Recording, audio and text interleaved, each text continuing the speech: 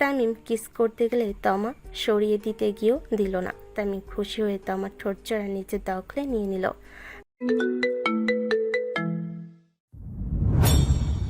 আয়ান, তুমি আমাকে স্পর্শ করবে না। আমার কাছে আসার চেষ্টা করলে আমি আত্মহত্যা করব। আয়ান, আমি কি মানুষ না? আমার কি মন নাই? আমার কি নিজের মতো বাঁচার কোনো অধিকার নাই?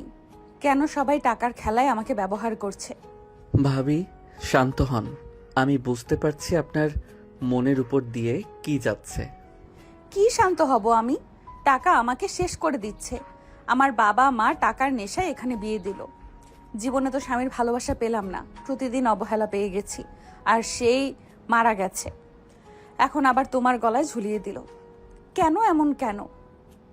আমার কথার কি কোনো মূল্য নেই কারো কাছে? আমি কি চাই সেটাই শোনার কি কারো সময় নাই? আমার উপরে আর কত জুলুম করবে তোমরা? নদী কথাগুলো বলে কান্নায় ভেঙে পড়ল। আর নদীর দিকে তাকিয়ে থেকে বলল, ভাবি, আমি ভাইয়ার মতো আপনার উপরে জোর করব? বাহ, আপনার গায়ে হাত তোলা আপনার ইচ্ছের বিরুদ্ধে কিছু করব?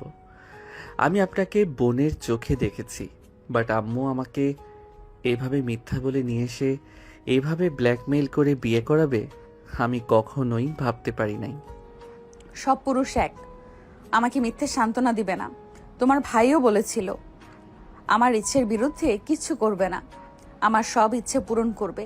অথচ আমার পড়াশোনা থেকে সব কিছু বন্ধ করে দিয়ে এই বাড়িতে বন্দি করে দিয়েছিল। 1 বছর ধরে বিদেশে গিয়েছিল, লাশ হয়ে ফিরল।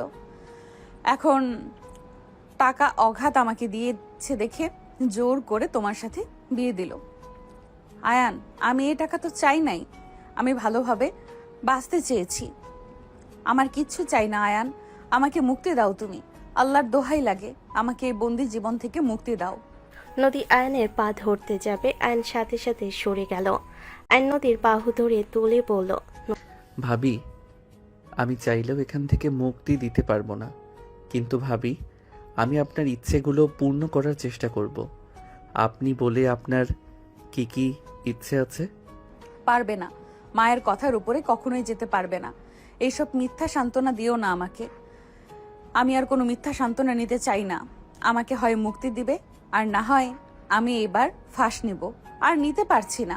নদীর কথা শুনে আয়ন রেগে গিয়ে বলল, ব্যাস ভাবি, অনেক হয়েছে, ফালতু বকবক থামাবেন। আমি বলছি না আপনার ইচ্ছে পূর্ণ করার চেষ্টা করব আমার সামর্থ্য অনুযায়ী। আমি যতটুকু জানি আপনার পড়াশোনা শেষ করার ইচ্ছে আছে, পরে জব করবেন। আমি আগামীকাল আপনাকে ভর্তি করে দিব অনার্সে। সত্যি করে দিতে পারবে? জীবনেও পারবে না, কারণ আমার শাশুড়ি কখনোই হতে দিবে না। আমি যেহেতু একবার বলছি তার মানে ভর্তি করে দিব।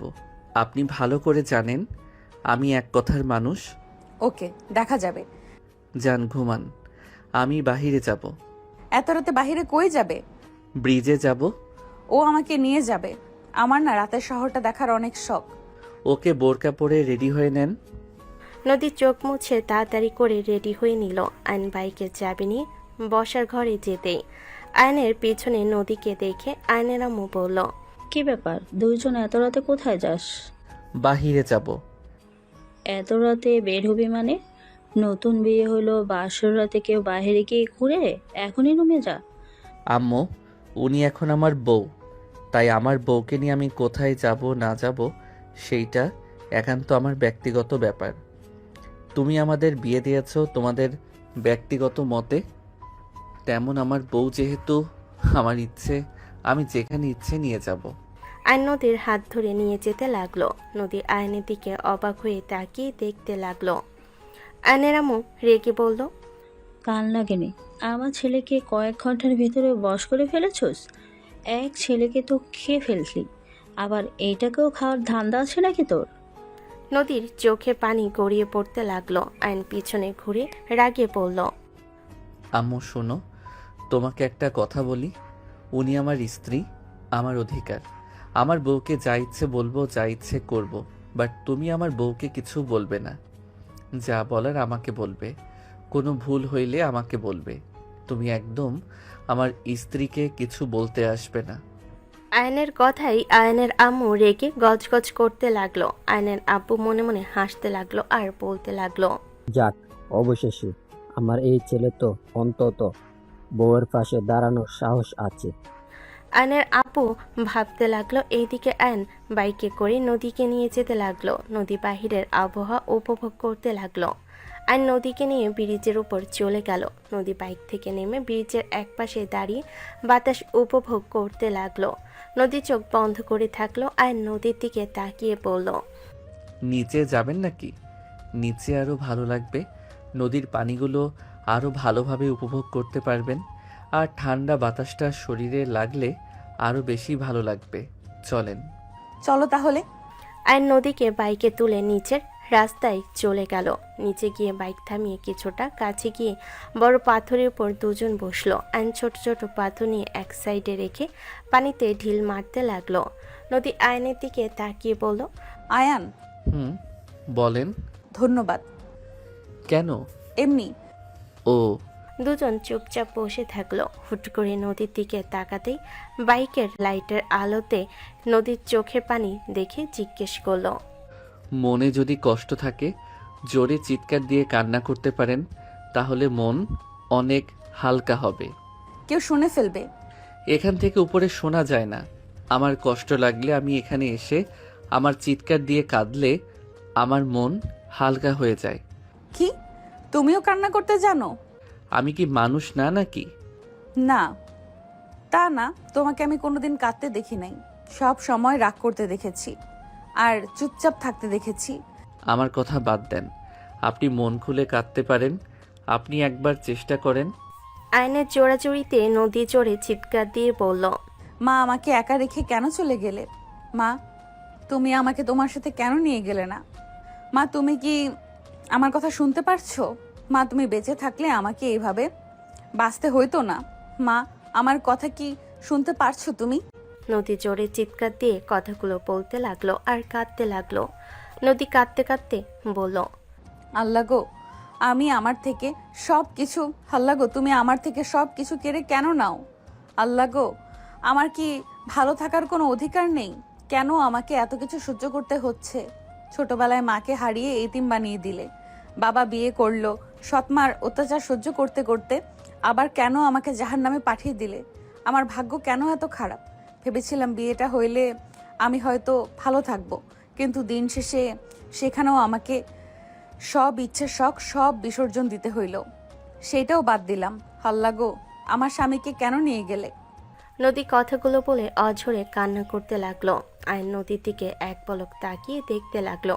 নদীকে থামাতে গিয়েও থামালো না। নদী কান্না করতে লাগলো আর বলতে লাগলো, আল্লাহ, আমাকে নিয়ে যাও, আর না হয় আমাকে এমন পথ দেখাও আমি যেন নিজের মতো করে বাঁচতে পারি। নদী কান্না করতে লাগলো। অনেকক্ষণ কান্না করলো। আয়ন নদীকে বলল, কান্না থামান, এখন মাথা ব্যথা করবে এত কান্না করলে। নদী কিছু না বলে ফুপিয়ে ফুপিয়ে কাঁদতে লাগলো।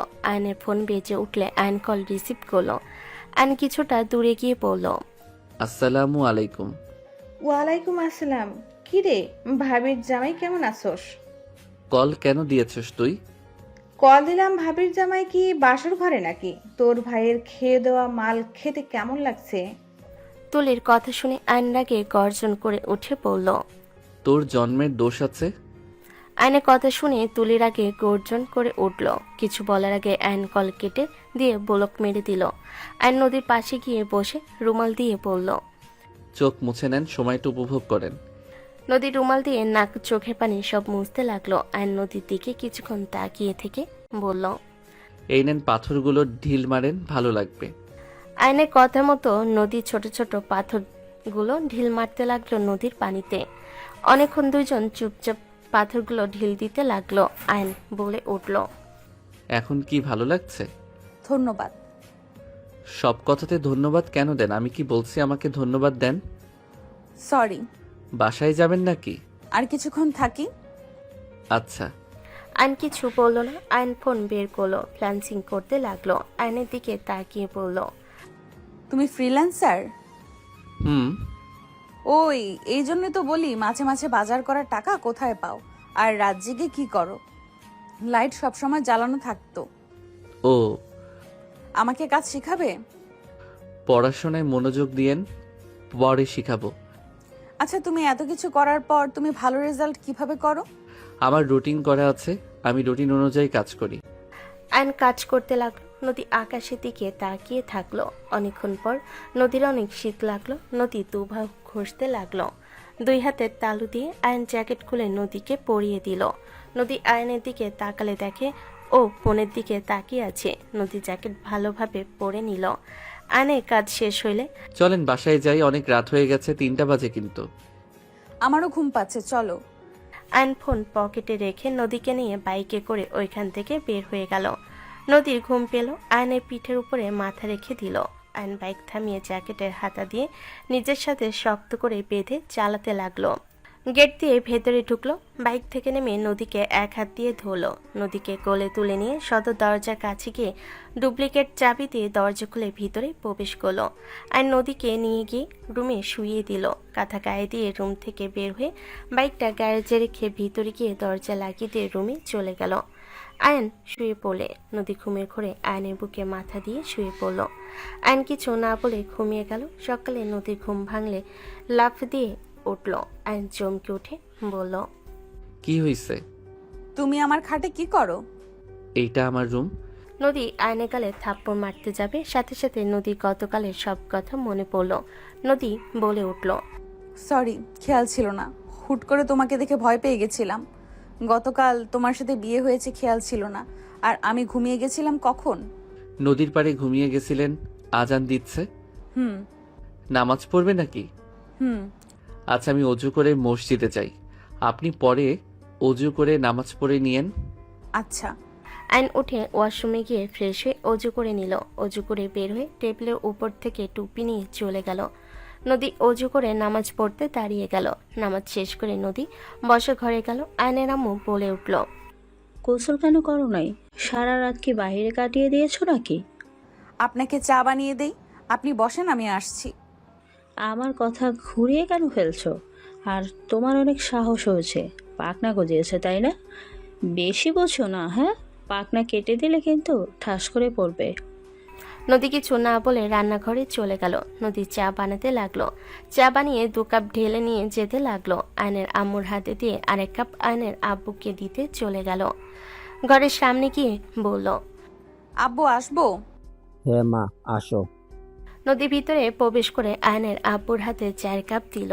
আয়নের আব্বু বলে উঠল, আজ তো আয়ান তোমাকে নিয়ে ভার্সিটিতে যাবে। কই? হ্যাঁ, আজকে নিয়ে যাবে তোমাকে ভর্তি করাতে। আমি শুধু ভাবছি তোমার শাশুড়ি কেমন ভাবে নিবে। আমি ভর্তি হব না, ঝামেলা আমি চাই না আব্বু। আয়ান যেহেতু একবার বলেছে সেহেতু ওই করবে, এটা নিশ্চিত। যাই হোক, আয়ান যা বলে তাই করে। আমার বিশ্বাস আমার ছোট ছেলে কারো খারাপ চাইবে না। আব্বু, আমার আর কাউকে বিশ্বাস করার ইচ্ছে নেই। আব্বু, কি খাবেন আজ? তোমার শাশুড়িকে জিজ্ঞেস করো, আমি আর কি বলবো। দিন শেষে তো ওর কথায় রান্না হবে। তাও বলেন, আমি রান্না করে দেওয়ার চেষ্টা করব। অনেক দিন ধরে খিচুড়ি খাই না, যদি বুনা খিচুড়ির সাথে কষা মাংস হইলে। নদীর দিকে তাকালে নদী হাসি মুখে বলল, ওকে, ডান। দেখো, তোমার শাশুড়ি রাজি হয় নাই। কিসের রাজি হব? আয়নের আম্মুকে দেখে আয়নের আব্বু চুপ হয়ে গেল। নদী বলে ওঠে, আম্মু, আজকে ভুনা খিচুড়ির সাথে কষা মাংস করি। আচ্ছা করো, আমারও অনেক দিন ধরে খেতে মন চাচ্ছে। আয়ান খায় না দেখি, বলি না। আমি ওর জন্য আলাদা ভাত রান্না করে দিব। তাহলে তো হইলই, যাও তাড়াতাড়ি রান্না করো, কলেজ তো যাবে। হুম, যাচ্ছি। নদী চলে গেল রান্নাঘরে।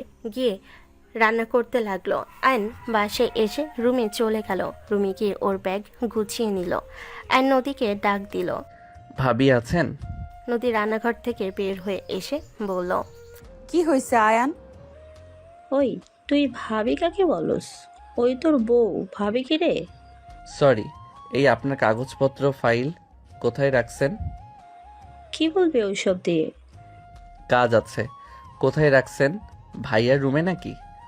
আমি ভর্তি হব না। ফালতু কথা বলা বন্ধ করেন। সকাল সকাল আমার মাথা গরম করেন না। কোথায় রাখছেন সেইটা বলেন। আমি হব না। এই সব নিয়ে কোনো কথা বলো না। ওইখানে রান্না বসিয়ে এসেছি, পুড়ে যেতে পারে। নদী চলে যেতে নিলে আয়ন হাত ধরলো। নদী আয়নের দিকে তাকিয়ে বলল, হাত ছাড়ো, পুড়ে যাবে। পুড়লে পুড়ে যাক, আপনাকে যেটা বলি সেইটা করেন। বৌমা ভর্তি হতে চায় না, ওকে কেন জোর করছিস তুই? আর সংসার সামলাবে নাকি পড়াশোনা করবে? দেখ, সংসার করার সময় পড়াশোনা হয় না। দুইটাই করবে। চলেন, ফাইল বের করেন। নদী হাত ধরে টেনে নিয়ে যেতে লাগলো। আম্মু রেগে বলল, সংসার লেখাপড়া কিভাবে একসাথে করবে? আয়ান, পাগলামি করবি না।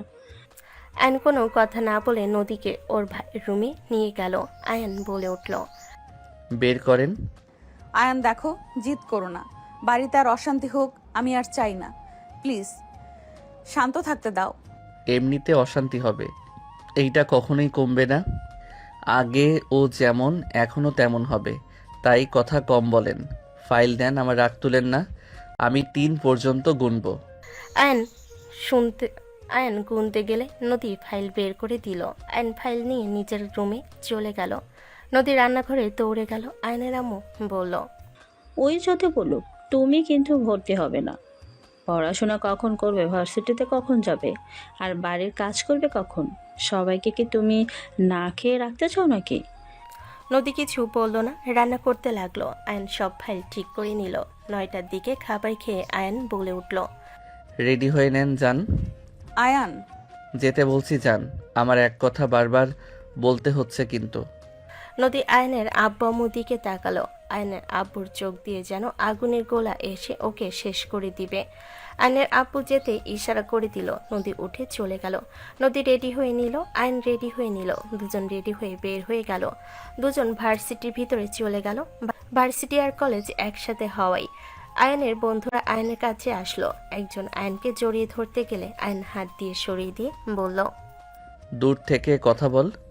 এতদিন পর আসলাম আর তুই আমাকে এভাবে সরিয়ে দিচ্ছিস? হ্যাঁ দিচ্ছি। মেয়ে মানুষ দূরে থাক, যা কথা দূর থেকে বল। দোস্ত, এ মেয়ে কে রে? যেই হোক, আজ থেকে তোরা ওনাকে দেখে রাখবি। কোনো বিপদ হইলে আমাকে জানাবি। আমি না আসলেও তোরা ওনার পাশে থাকবি। ওকে, মনে হচ্ছে আমাদের ভাবি লাগে। সামনে থেকে সর। আয়ন নদীকে নিয়ে যেতে লাগলো।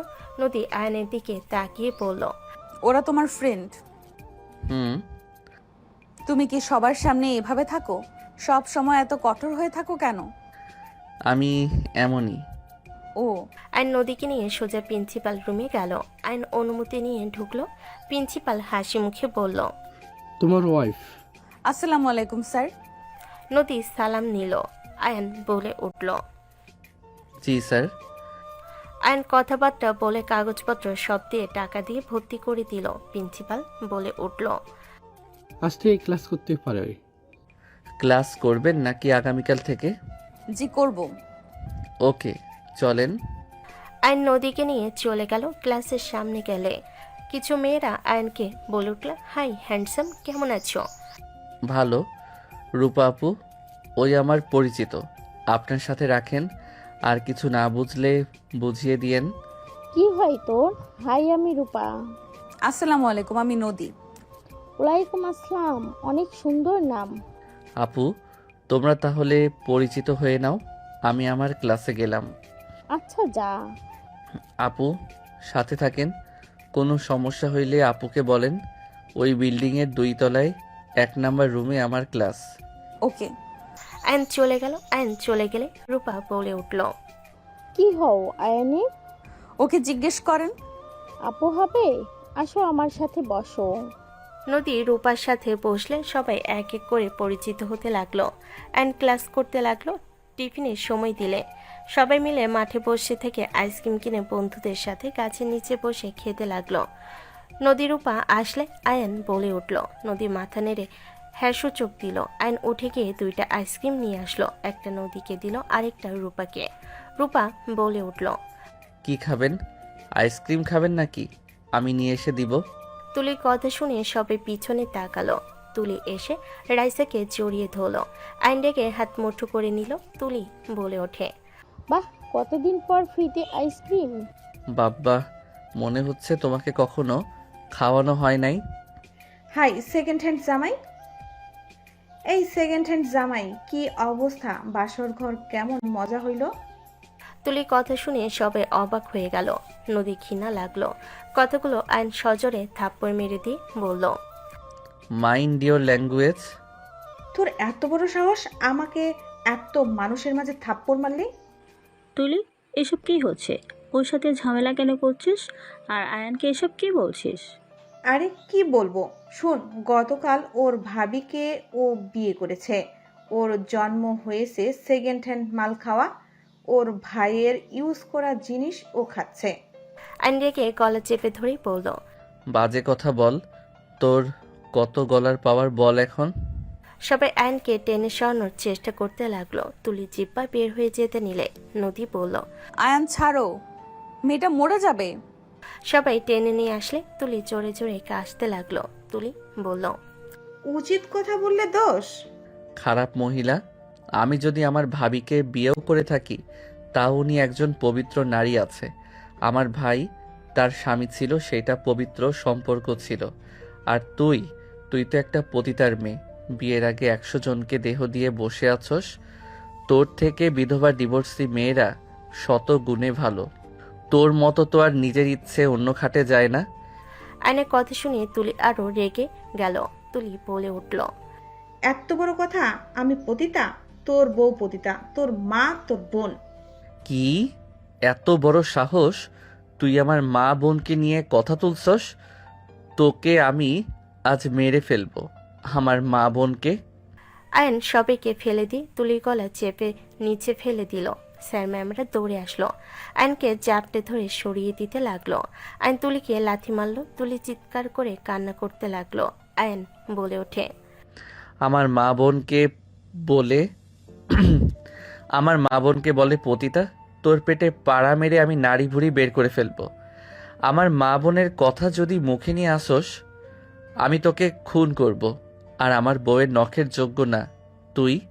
আবার আসছস আমার বউকে নিয়ে কথা বলতে। আয়ান, শান্ত হও। এই রাইসাও ওকে নিয়ে চলে যাও। ম্যামেরা তুলিকে নিয়ে চলে গেল। আইনকে নিয়ে প্রিন্সিপালের কাছে নিয়ে গেল। আইনকে দেখে বলল, আয়ান, এমন কেন করলে? ওই মেয়েটা তো তোমার রেস্টুরেন্ট ছিল। তুমি এমন করে ঠিক করো নাই।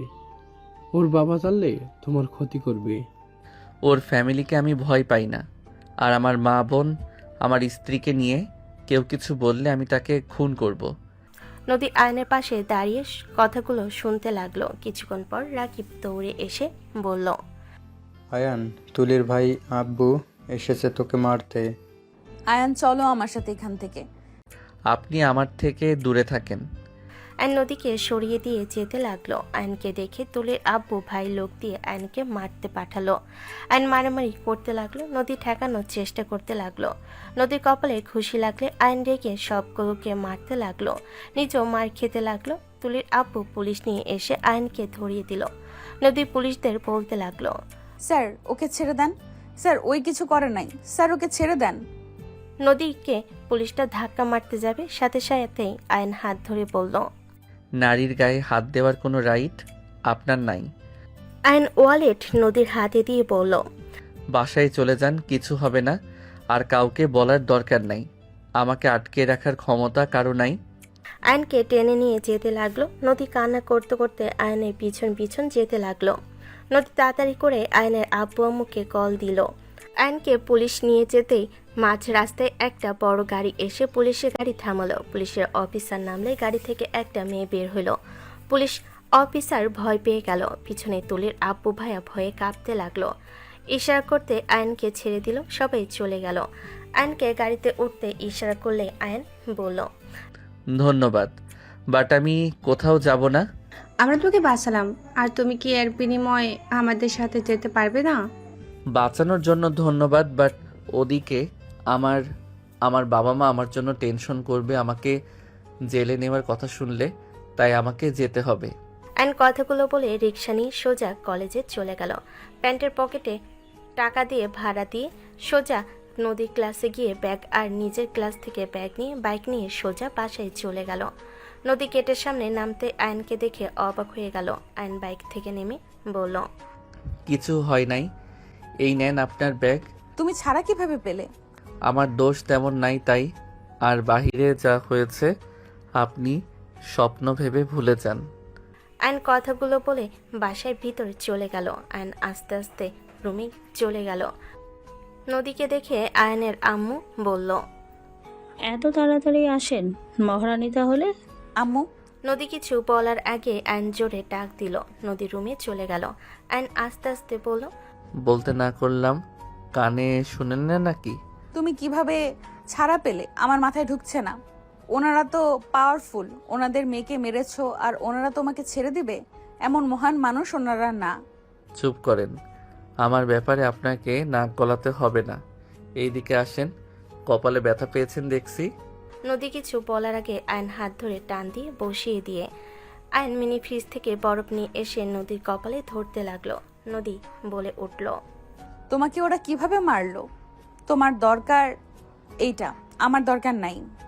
আমি ছেলে মানুষ, এইসব আমার কিছু না। আপনি মেয়ে মানুষ, আমার বউ, সেখানে আমার বেশি ব্যথা লাগছে। আমাকে মেরে ফেললেও আমার কষ্ট হইতো না। আমি তোমাকে আমার কাছে আসতে দিলাম না, সেখানে তুমি আমার প্রতি এত ভালোবাসা? ভালোবাসা কি জানি না, বাট আমার খারাপ লাগছে তাই বললাম। আর আপনি আমার বউ, সেখানে আমার খারাপ লাগবে স্বাভাবিক। সেখানে আমার প্রতি এত ভালোবাসা? তোমার ঠোঁট কেটে গেছে, তুমি শার্ট খোলো, তোমার শরীরে তো অনেকগুলো ঘুষি পড়েছে। কুত্তার বাচ্চাগুলো একা পেয়ে মারলো। আমি কি কম মারছি? বাট নিজেও তো খেয়েছো। নদী ফার্স্ট বক্স বের করে আয়নের শার্ট খুলতে যাবে। আয়ন হাত দিয়ে ধরলে দুজন একে অপরের দিকে তাকালো। নদী বলে উঠল, শার্ট খোলো। আয়ন শার্ট খুলে নদী বেশ অবাক হয়ে গেল। নদী আয়নের কাটা স্থানগুলো স্টিকার ব্যান্ডেজ করে দিতে লাগলো। ফোলা জায়গাগুলোতে বরফ দিয়ে দিতে লাগলো। নদী আয়নের অনেকটা কাছে গেল। আয়ন সাথে সাথে সরিয়ে দিয়ে বলল, আপনি যান, আমি করে নিচ্ছি। নদী নিজেও অকাট ফিল করায় ওয়াশরুমে চলে গেল। আয়ন বরফ লাগাতে লাগলো আর ভাবতে লাগলো, জীবনে বড় ভুল ছিল, ওর মতো নোংরা মেয়ের সাথে আমার পরিচয় হয়েছিল। ওকে নাকি আমি বেস্ট ফ্রেন্ড ভাবতাম। ছি। আয়ন কথাগুলো ভাবছিল, তখনই ফোন বেজে উঠল। আয়ন ফোন রিসিভ করতেই ও পাশ থেকে বলল, আসসালামু আলাইকুম। ওয়ালাইকুম আসসালাম। এইটা কার নাম্বার? নতুন সিম। আপনাকে আমার নাম্বার থেকে কল দিলে তো আর কল রিসিভ করবেন না। এখন চাইলে কেটে দিতে পারবো। আয়ান, কল কাটবে না বলে দিলাম। আমি শুধু শুনতে যাচ্ছি কারা কারা তোমার গায়ে হাত দিয়েছে। আমাকে বলো, আমি দেখি ওদের কি হাল করি। দরকার নাই, যা করছেন এতে আমি অনেক খুশি। কি নিয়ে লাগছিল তোমার সাথে? আমার বউকে আর আমার মা বোন তুলে কথা বলেছিল। তোমার ওয়াইফ মানে? আমি ভাবিকে বিয়ে করেছি। বিয়ে করেছো মানে? একবার আমাকে জানালেও না। আমাকে কেন বললে না? বলার পরিস্থিতি ছিল না। আমি তো তোমার ওইখানে ছিলাম। আমাকে কিভাবে নিয়ে আসলো তুমি তো শুনেছ। এখানে নিয়ে এসে আমাকে ব্ল্যাকমেইল করে বিয়ে করালো। বাহ, আর কিছু বলার নেই? তুমি বিয়ে করে নিলে? বাহ। আমার কিছু করার ছিল না। তাহলে আমিও জোর করে তোমাকে বিয়ে করি? তুমি তো নাদান বাচ্চা, তাই না? তুমি তো কিছুই বোঝো না। রাগে ইচ্ছে করছে সব কিছু ভাঙচুর করে ফেলি। সম্ভব না, ফালতু কথা বন্ধ করো। জোর করে কখনো কিছু হয় না। তোমাকে বলেছিলাম অনেকবার, শুনো নাই। এখন আর আমার কিছু বলার নাই তোমাকে। আমি ভালোভাবে বাঁচতে চাইলে ওরা আমাকে বাঁচতে দেবে না। তুমি কি বাংলা কথা বোঝো না? বাট আমি এটাও মেনে নিতে পারছি না তুমি আমাকে না জানিয়ে কিভাবে বিয়ে করলে। আমার ভাবতে বুকের ভিতর ঝড় উঠে যাচ্ছে।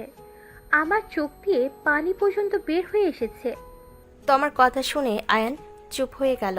আয়ন বলে উঠল, ভালো থাকো। ওই বের হচ্ছে ওয়াশরুম থেকে। আয়ন কল কেটে দিয়ে খাটে হাত পা ছড়িয়ে দিয়ে শুয়ে থেকে ভাবতে লাগলো ফ্ল্যাশব্যাক। তুমি আমার জন্য কি এই অন্ধকার জগৎ ছেড়ে দিতে পারবে না? চলো না আমরা বিয়ে করে ফেলি। ফালতু কথা বন্ধ কর। পিচ্ছি মানুষ পিচ্ছি থাক, বড় হওয়ার চেষ্টা করিস না। পড়াশোনা মনোযোগ দিয়ে কর। আমি পিচ্ছি না, আমাকে পিচ্ছি বলে বলে আমাকে থামিয়ে দিবে না তো।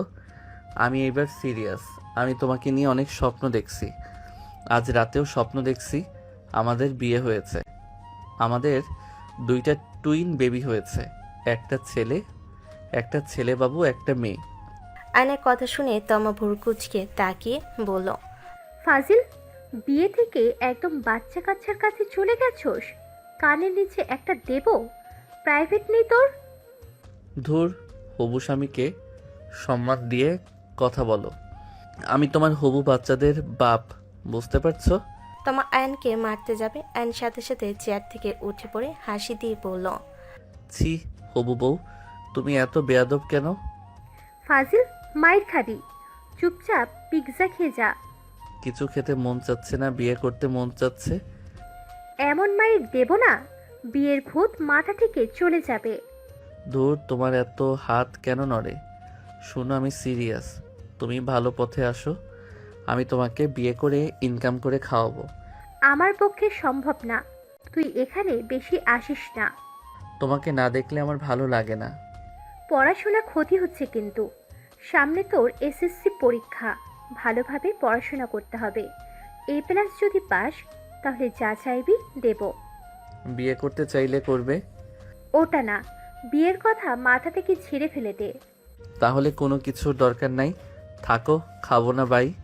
আয়ন কথাগুলো বলে চলে যেতে নিলে তমা আয়নের ব্যাগ টেনে ধরতেই আয়ন বলতে লাগলো, আমাকে ছাড়ো, আমাকে ছাড়ো।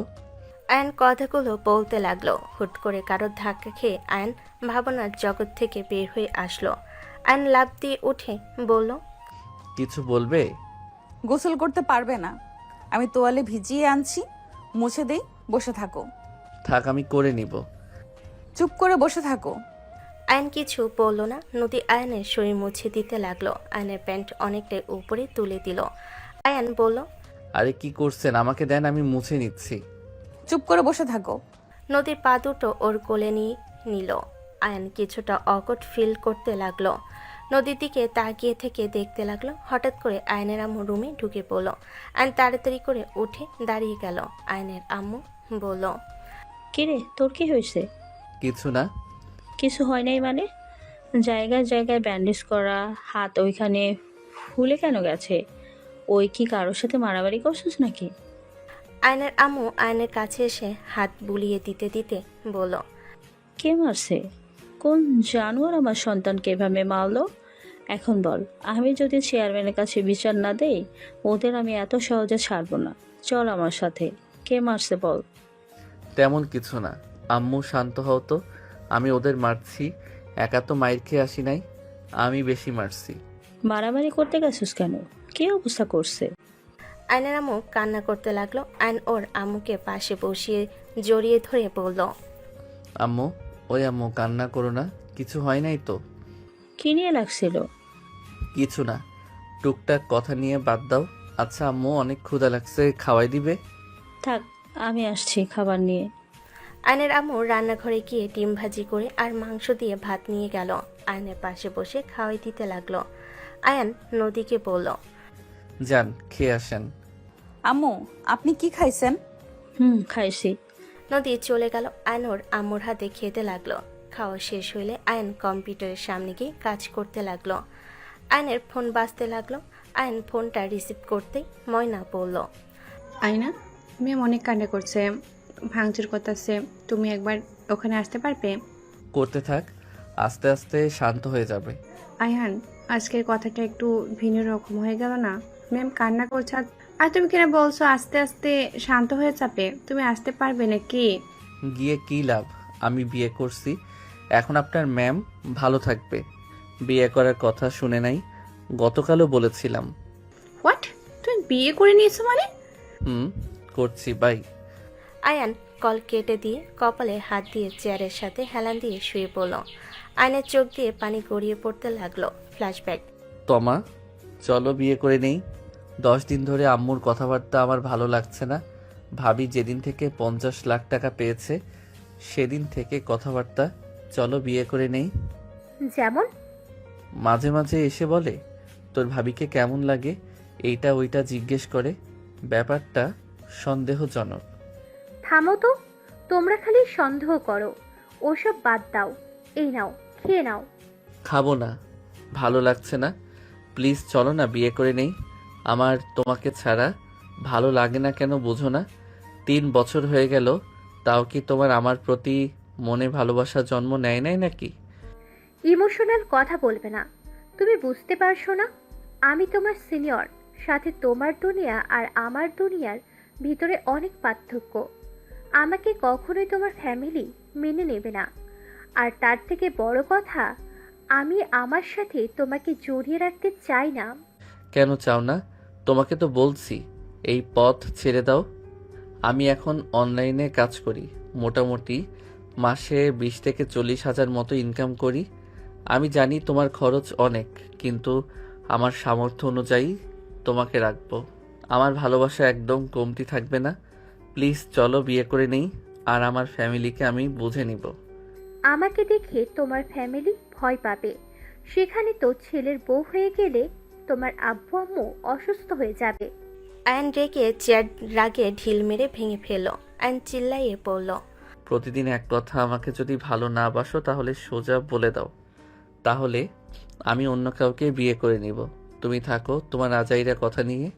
তমা আয়নের দিকে তাকে খাবার নিয়ে চামচ দিয়ে খেতে খেতে বলল, আহ, আমার হাতের রান্না এত মজা, নিজের হাতকে চুমু দিতে ইচ্ছে করছে। যাই হোক, যার জন্য রান্না করলাম সেই তো আর খাবে না, আমিই খাই। আমাকে কি তোমার সিরিয়াস নিতে মন চায় না নাকি? আমি যদি অন্য কোথাও বিয়ে করি, তোমার সাথে আমি সম্পর্ক রাখবো না, আপু বলে রাখবো। বাজে কথা বন্ধ করে খেতে বসো। তমা কথা শুনে কিছু বলতে যাবে, সাথে সাথে আয়নের ফোন বেজে উঠল। আয়ন ফ্ল্যাশব্যাক থেকে ফিরে আসলো। আয়ন নদীর ডাকে চোখ খুলে নদী বলে ওঠে, আয়ান, তুমি কি ঘুমালে নাকি? না। তোমাকে কে যেন কল দিচ্ছে। আয়ন ফোনের দিকে তাকিয়ে ফোন বন্ধ করে দিল। 1 মাস পর আয়ন কম্পিউটারে কাজ করছিল। হঠাৎ করে নদী পিছন থেকে বলে উঠল। আয়ান, নদীর কথা শুনে আয়ন না তাকিয়ে বলল, বলো। তোমার কাজ শেষ হয় নাই? আর একটু আছে। ও নদীর পাড়ে যাবে নাকি? না। তাহলে কি বলবে বলো, টাকা লাগবে নাকি? না। আয়ন চেয়ার ঘুরিয়ে নদীর দিকে তাকিয়ে বলল। তাহলে কি বলবে বলো? নদী খাটের কাছে গিয়ে এক সাইডে বসে নদীর দিকে তাকিয়ে বলল, আসলে কিভাবে বলবো বুঝতে পারছি না। কি বলবে বলো, এত আমতা আমতা করো না, আমার কাজ আছে। থাক, বলবো না, কাজ করো। নদী কথাগুলো বলে চলে গেল। আয়ন পাত্তা না দিয়ে নিজের কাজ করতে লাগলো। নদী বারবার রুমের ভিতর আসতে লাগলো আর বাইরে যেতে লাগলো। আতিয়া বলে উঠল, এভাবে এত লজ্জা কেন পাচ্ছিস? আমার ভাই তোর হাজবেন্ড হয়, এত লজ্জা পাওয়ার কি আছে? দূর, কিভাবে বলবো, আমার বাচ্চা লাগবে। আর এমনি তো ওই ছোট, আমার ওকে দেখলে শরম লাগে। আর ওইসব ভাবতে তো আরো বেশি লজ্জা লাগে। লজ্জা নিয়ে পড়ে থাক। আমার ভাই ভালো দেখে তোকে এখনো কিছু বলে নাই। রাফি ভাই আগে তো দেখিস। ওই নারীকে সম্মান করতে জানে, এইটাও জানে সব কিছু জোর করে পাওয়া যায় না, ভালোবাসা দিয়ে অধিকার করে নিতে হয়। 1 মাসের ভিতরে ওই আমার মনে জায়গা করে নিয়েছে। আমি ওর সাথে থেকে বুঝেছি ভালোবাসা কি জিনিস, কাউকে ভালো লাগলে কেমন লাগে, ভালোবাসলে কেমন লাগে। আর প্রিয় মানুষের প্রতি সুন্দর মুহূর্ত কাটানোর মতো সুখ আর কোথাও নেই। শুধু শারীরিক সম্পর্ক সুখ দেয় না, মানসিক শান্তিটাও দরকার আছে। বাবা, এই সেই নদী, বোকা শোকা মেয়ে। ও মা গো, আমার ভাই 1 মাস পাকিয়ে দিয়েছে। আতিয়া হাসতে লাগলো। নদী লজ্জায় আতিয়াকে মারতে লাগলো। হঠাৎ করে কলিং বেল বেজে উঠলো। আতিয়া উঠতে যাবে, নদী বলল, তুই থাক, আমি দেখে আসছি। আম্মু হয়তো এসেছে, তোকে দেখলে রেগে যাবে, বলবে তার মেয়েকে দিয়ে কাজ করাচ্ছি। নদী উঠে দরজা খুলে দিতেই থমকে গেল। নদী জোরে চিৎকার দিলে আয়ন দৌড়ে রুম থেকে বের হয়ে বলল। নদী কি হয়েছে? আয়ন দরজার দিকে তাকাতে দেখে ওর ভাইয়া রাফি নদীকে জড়িয়ে ধরে আছে। আয়ন থমকে গেল। আতিয়া রাফিকে জড়িয়ে ধরল। আয়নের আম্মু বাসার ভিতরে ঢুকতে রাফিকে দেখে থমকে গেল। আয়নের আম্মু কান্না করতে করতে রাফিকে জড়িয়ে ধরে সারা মুখে চুমু দিতে লাগলো। রাফিকে বলতে লাগলো, বাবা তুই বেঁচে আছোস? তুই বেঁচে থাকলে ওই লাশটা কার ছিল? ওটা আমার এক ফ্রেন্ড। আম্মু তোমাকে পরে বলছি। কি রে আয়ান, আমি আসলাম, আমার আশায় খুশি হোস নাই? রাফি আয়নের সামনে গেল। আয়ন শক্ত করে জড়িয়ে ধরে বলল, ভাইয়া তুমি বেঁচে আছো, আল্লাহর কাছে হাজার হাজার শুক্রিয়া। হ্যাঁ বেঁচে আছি, কান্না করিস না, এখন তো আমি ফিরে এসেছি। হ্যাঁ। ভাইয়া তুমি এতদিন কোথায় ছিলে? বসতে তো দে বোন। রাফিকে বসতে দিল। আয়নের আম্মু রাফির পাশে বসে পড়ল। আতিয়াও বসলো। নদীও দুই পাশে বসে থাকলো। নদী আয়ন দুই পাশে বসে থাকলো। আয়নের আম্মু বলল, তাহলে আমরা কার লাশ মাটি দিলাম? ওটা আমার এক ফ্রেন্ডের লাশ, ওই আমার জায়গায় কাজ করছিল। আমার নাম আর ওর নাম সেম ছিল, দেখতে কিছুটা আমার মতো ছিল। আমি অন্য জায়গায় চলে গিয়েছিলাম, ওইখানে গিয়ে ঝামেলায় পড়ে গিয়েছিলাম, আমার জেল হয়ে গেছিল, তাই তোমাদের সাথে আমি কোনো যোগাযোগ করতে পারি নাই। আমার এক ফ্রেন্ডের কারণে আমি নিজের দেশে আসতে পারছি। যাক বাবা, তুই বেঁচে আছোস, এইটাই অনেক। দেশে থাকবি আর আমার কোনো সন্তানকে দেশের বাইরে পাঠাবো না। তোর আব্বুর সাথে ব্যবসা সামলাবি। হ্যাঁ মা, আর যাব না। যে সন্তানটা মারা গেল ওর ফ্যামিলিকে জানানো দরকার। ওর আম্মু ছাড়া কেউ ছিল না, ওর আম্মুর কাছে গিয়েছিলাম, পরে দেখি উনি মারা গেছে, ওর আর কেউ নাই। বৌমা টাকা পেয়েছো? আমার অ্যাকাউন্ট দিয়ে দিও, ওইগুলো আমার টাকা। ওইগুলো মৃত মানুষের টাকা, যে মারা গেছে তাকে তো কিছু দেওয়া উচিত। ওর কেউ নাই তো কিভাবে দিব? এই তুই চুপ কর তো। বাবা তুই ফ্রেশ হয়ে আয়, আমি খাবার দেই। নদী রুমে আসো। আয়ন কিছু বলার আগে আয়নের আম্মু চুপ থাকতে ইশারা করলো। নদীর দিকে তাকিয়ে ইশারা করলো। আয়নের দিকে তাকালে আয়ন রাগে রুমে চলে গেল। নদী যেতে না চাইলেও আয়নের আম্মুর ভয়ে চলে গেল। রুমে গেলে রাফি নদীকে জড়িয়ে ধরতে যাবে, সাথে সাথেই নদী বলে উঠল, আপনি হাত মুখ ধুয়ে আসেন, আমি আপনার জন্য খাবার নিয়ে আসছি। আমি এত বছর পর আসলাম আর তুমি আমাকে হাঁক পর্যন্ত করতে দিলে না। অনেক দূর থেকে এসেছেন, আপনাকে ক্লান্ত লাগছে, আপনি ফ্রেশ হয়ে আসেন, আমি রান্নাঘরে যাই। রাফি ধরার আগে রুম থেকে বের হয়ে গেল। আতিয়া বলল, রান্নাঘরে যাব খাবার আনতে। তোর ছোট ভাই কই গেল? রুমে গেছে, সাথে আম্মুও গেল। নদী রান্নাঘরে গেল। এইদিকে আয়নের আম্মু বলল, দেখ আয়ান, রাফি 1 বছর পর ফিরে এসেছে। দয়া করে এখন কিছু বলিস না। যদি শুনি নদীকে তোর সাথে বিয়ে দিয়েছি, শুনলে ওই মেনে নিতে পারবে না। এর এগে যদি বাসা থেকে চলে যায়, আমি সেইটাই মেনে নিতে পারবো না।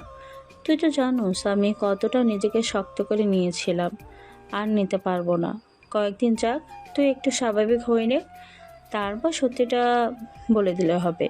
তাই বলে আমার বিয়ে করা বউকে ওই স্পর্শ করবে আর আমি সেটা মেনে নিব নাকি? নদী সেফ রাখলেই তো হয়। আমি নদীর সাথে কথা বলছি, ওয়েট কর। আয়নের আম্মু আয়নকে বুঝিয়ে চলে গেল। আয়ন রেগে খাটের উপর বসে নিচের দিকে এক নজরে তাকিয়ে থাকতে লাগলো। খাট শক্ত করে ধরে থাকলো। এদিকে আয়নের আম্মু রান্নাঘরে গেলে নদীকে বলল, শোনো, এখন রাফিকে বলবে না আয়ানের সাথে তোমাকে বিয়ে দিয়েছি, তাহলে ও অনেক কষ্ট পাবে। আম্মু তাই বলে আমি ওর সাথে ঘুমাবো নাকি? আমি ওর সাথে এক বিছানায় থাকবো নাকি? আমি ওকে বলে দেব। নদীর কথা শুনে আয়নের আম্মু সজোরে থাপ্পড় মেরে বলল, তুই কি আমার ছেলেকে এখান থেকে বিদায় করতে চাস নাকি?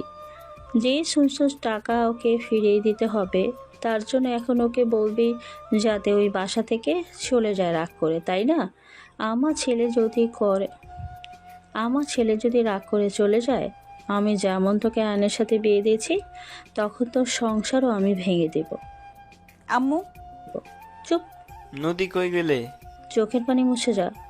নদীর চোখের পানি মুছে খাবার নিয়ে গেল। রাফির রুমে চলে গেল। খাবারে খেয়ে কিছু বলবে, তার আগে রাফি নদীকে জড়িয়ে ধরলে নদী ধাক্কা দিয়ে সরিয়ে দিল। রাফির আগে বলল, আমি 1 বছর পর আসলাম আর আমাকে এভাবে ধাক্কা দেওয়ার সাহস কোথায় পাস? রাফি রেখে নদীর হাত চেপে ধরে ছুঁড়ে মারল নদীকে খাটের উপরে। রাফি ঝাঁপিয়ে পড়তে যাবে, সাথে সাথে রাফির হাতে কামড় মারল হাতে। রাফি রেখে নদীর গালে থাপ্পড় মারতে লাগলো। আর আমি ভেবেছিলাম এবার তোর সাথে ভালো ব্যবহার করব, তুই ভালো ব্যবহারের যোগ্য না। বলতে লাগলো, নদী জোরে চিৎকার দিলে সবাই দৌড়ে আসলো। আয়নের আম্মু আতিয়া দৌড়ে গিয়ে রাফিকে টেনে ধরে বলল, রাফি কি করছিস? Sir okay. আম্মু ছাড়ো, বোন ছাড়, ওই মায়ের খাওয়ার যোগ্য। ভাইয়া ছাড়, কি করেছে ও? ওই খেয়ে মারছিস কেন? আয়ন পানি খাওয়ার জন্য রুম থেকে বের হলো। রাফির রুম থেকে চিল্লাপাল্লার শব্দ শুনে আয়ন দৌড়ে ঘরের ভেতরে গিয়ে দেখে রাফি নদীর উপরে বসে মারছে। আয়ন রাগে রাফির হাত ধরে টান দিয়ে নিচে নামিয়ে দিল। রাফির আগে কিছু বলার আগেই নদী খাট থেকে উঠে সোজা আয়নকে জড়িয়ে ধরে কান্না করতে করতে বলল, আয়ান আমি তোমার স্ত্রী। আয়ান আমি ওর সাথে কেন সংসার করব? আয়ান আমি ওর সাথে সংসার করব না, আমি তোমাকে ভালোবাসি, ওকে না। আয়ান তুমিও কি আম্মুর মতো চাও আমি ওর সাথে থাকবো? আমি এইসব করতে পারবো না। আমি তোমাকে স্বামী হিসেবে মেনে নিয়েছি, আমি ওকে স্বামী হিসেবে মানি না। আয়ান তুমি আমার দিকে তাকাও, আমি কি তোমার বউ না? তুমি নিজের বউকে অন্য জনের রুমে থাকতে দিবে? নদী কান্না করতে করতে আয়নের গাল দুইটা ধরে কথাগুলো বলতে লাগলো আর ফুপিয়ে ফুপিয়ে কান্না করতে লাগলো। রাফি বলে উঠল, এইসব কি বলছে? ওই আয়ানের বউ মানে? এসব কি হচ্ছে? আর তুই আমার মৃত্যুর খবর শুনে আমার বউয়ের সাথে প্রেম করছস? তোকে আমি মেরে ফেলবো আজ। আমার ভাই হয়ে আমার বউয়ের দিকে নজর। রাফি আয়নকে মারতে যাবে, সাথে সাথে আয়ন হাত ধরে ফেলল। আয়ন বলে উঠল, ওই আমার বউ, এখন আর তোমার না। আম্মু ওইসব কি বলছে? রাফি আমাকে ক্ষমা করে দে বাপ। আমি নদীকে আর আয়ানকে জোর করে বিয়ে দিয়েছিলাম। আমরা তো জানতাম তুই মারা গেছিস, তাই আমি জোর করে বিয়ে দিয়েছিলাম। যা হয়েছে হয়েছে, ওর বিয়ে বাতিল করো। আমার বউ আমি ফেরত চাই। আমি এই বিয়ে কেন বাতিল করব? আমি আপনাকে ডিভোর্স দিয়ে আয়ানকে আবার নতুন করে বিয়ে করব। নদীর কথা শুনে রাফি মারতে যাবে, আয়ন সাথে সাথে হাত সরিয়ে দিয়ে বলল, নদী যার সাথে থাকতে চাইবে ওই তার সাথে থাকবে। ওর বিরুদ্ধে কেউ কোনো কিছু জোর করে চাপাতে পারবে না। ওই যদি বলে তোমার সাথে থাকবে তাহলে আমি ওর লাইফ থেকে চলে যাব, আর যদি আমার সাথে থাকতে চায় তাহলে আমার সাথে থাকবে। ওর দিকে কেউ নজর দিলে চোখ তুলে ফেলবো। অনেক রাত হয়েছে রাফি, খাবার খেয়ে নে। সকালে যা ডিসিশন নেওয়া যাবে। আর নদী, তুমি আতিয়ার সাথে আতিয়ার রুমে থাকবে, আর আয়ান চলে যা। আয়ন রুমে চলে গেল। আয়ন সারা রাত ঘুমাতে পারল না। নদী আতিয়ার সাথে শুয়ে থেকে বলতে লাগলো, আতি আমি আয়ানকে ছেড়ে থাকতে পারবো না রে। ঘুমা, সকালে ডিসিশন নেওয়া হবে।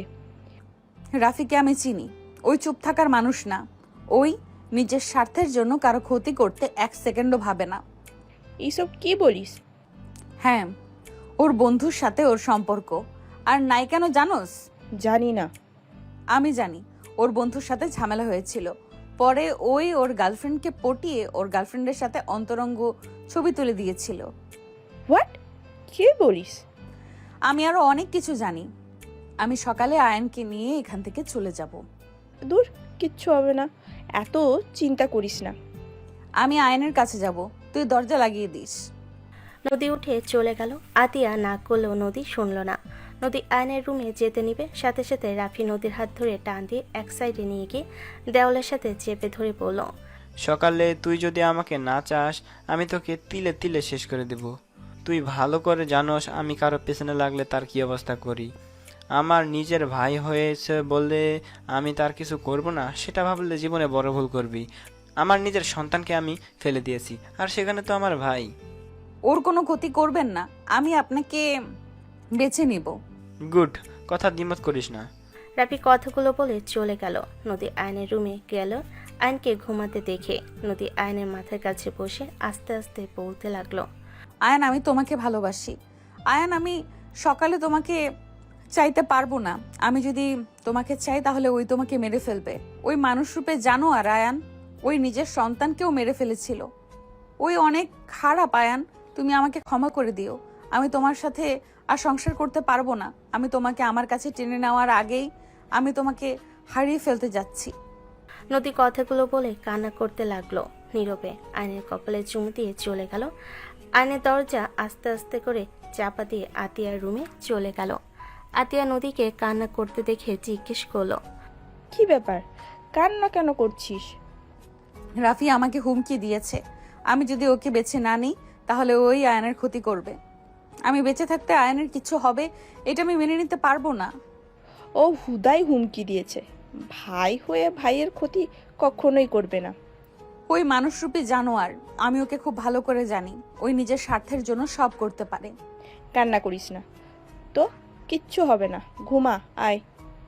নদী আতিয়ার পাশে বসে কান্না করতে লাগলো। ভোর 4টায় নদী পালানোর চিন্তা করলো। নদী আয়নের রুমে একটা চিঠি দিয়ে ব্যাগ নিয়ে চলে গেল। আয়নের ঘুম ভাঙলে ফোনে হাত দিতে চিরকুট পেল। আয়ন উঠে বসে চিরকুট পড়তে লাগলো। ডিয়ার আয়ান, প্রথমে আমি তোমাকে বলতে চাই আমি তোমাকে অনেক ভালোবাসি। সকাল হইলে আমি চাইলেও বলতে পারবো না তোমার সাথে থাকার কথা। আমার পক্ষে সম্ভব না তোমাকে বাদে অন্য কাউকে স্বামী হিসেবে মেনে নেওয়া। আমি না তোমার হব আর না রাফির। আমি বাসা থেকে চলে যাচ্ছি, ভালো থেকো। আমাকে খুঁজো না, তুমি যখন পাবে তখন হয়তো আমি অনেক দূরে চলে এসেছি। আয়নের চোখ দিয়ে পানি গড়িয়ে পড়তে লাগলো। আয়ন ঘড়ি দেখে দৌড়ে রুম থেকে বের হয়ে গেল। নদীকে খুঁজতে বের হয়ে গেল। আয়ন স্টেশনে গিয়ে খোঁজার চেষ্টা করতে লাগলো। বাস স্টেশন থেকে শুরু করে সব জায়গায় খুঁজতে লাগলো। আয়ন কোথাও পেল না। আয়ন বাসায় আসলে রাফি আয়নের কলার ধরেই পড়ল। তুই নদীকে নিয়ে কোথায় গেছিলি? নদী কোথায়? রাফি, ওকে ছাড়। আয়ান, কি হয়েছে? তোকে এমন দেখাচ্ছে কেন? আয়ান, তুই কি কান্না কেন করছিস? আম্মু, নদী বাড়ি থেকে চলে গেছে। আমি ওকে সব জায়গায় খুঁজেছি, কোথাও পাই নাই। আয়ন কথাগুলো বলে হাঁটু গেড়ে বসে পড়ল। রাফি বলে উঠল, মিথ্যা কথা, ওর অত সাহস হবে না। তুই কোথাও লুকিয়েছিস। আয়ান ঠিক বলেছে, আমার ফোনের নিচে এই চিরকুটটা পেলাম। রাফির সাথে সাথেই টান দিয়ে নিয়ে পড়তে লাগলো। আতিয়া, ধন্যবাদ। তোর মতো একটা বেস্ট ফ্রেন্ড আর বোন হিসেবে পেয়ে আমি ধন্য। বোন, আয়নকে দেখে রাখিস, ওকে ভালো একটা মেয়ে দেখে বিয়ে করাস। আমি চলে যাচ্ছি, আর কখনো ফিরবো না। আমাকে ক্ষমা করে দিতে বলিস। আমি কাউকে কিছু না বলে চলে যাচ্ছি। ভালো থাকিস বোন। রাফি রেগে চিরকুট ছিঁড়ে ফেল। রাফি রাগে বলল, ওর এত বড় সাহস হয়েছে কাউকে কিছু না বলে বের হয়ে গেল। 4 বছর পর। আমি কোথায়? আপনারা কারা? আয়ন কথাগুলো বলে লাফ দিয়ে উঠে পড়ল। আয়ন পায়ে ব্যথা পেল। আয়নকে দেখে একজন বলতে লাগলো, ম্যাম, ছেলেটার জ্ঞান ফিরছে। মেয়েটার কথা শুনে কেউ দৌড়ে রুমে আসলো। আয়ন এসে সোজা জড়িয়ে ধরল। আয়ন মেয়েটাকে সরিয়ে দিতেই অবাক হয়ে গেল। আয়ন বলে উঠল, তুমি বেঁচে আছো? তুই এইভাবে নেশা করে রাস্তা দিয়ে হাঁটছিলি কেন? মন চাইছিল তাই। থাপ্পড় মারবো। এখানে কবে এসেছিস? 3 মাস হইল জব নিয়েছি। পড়াশোনা শেষ না করে জব কেন নিয়েছিস? নিজের মতো করে বাঁচতে চাই। পড়াশোনা দিয়ে কি করব? ইনকাম করছি, খাচ্ছি, ঘুরছি, সময় ভালো যাচ্ছে। তোর বউ কোথায়? জানি না। বউ কোথায় থাকে জানোস না? এ আবার কেমন কথা রে? জানি না, যা সত্যি তাই বললাম।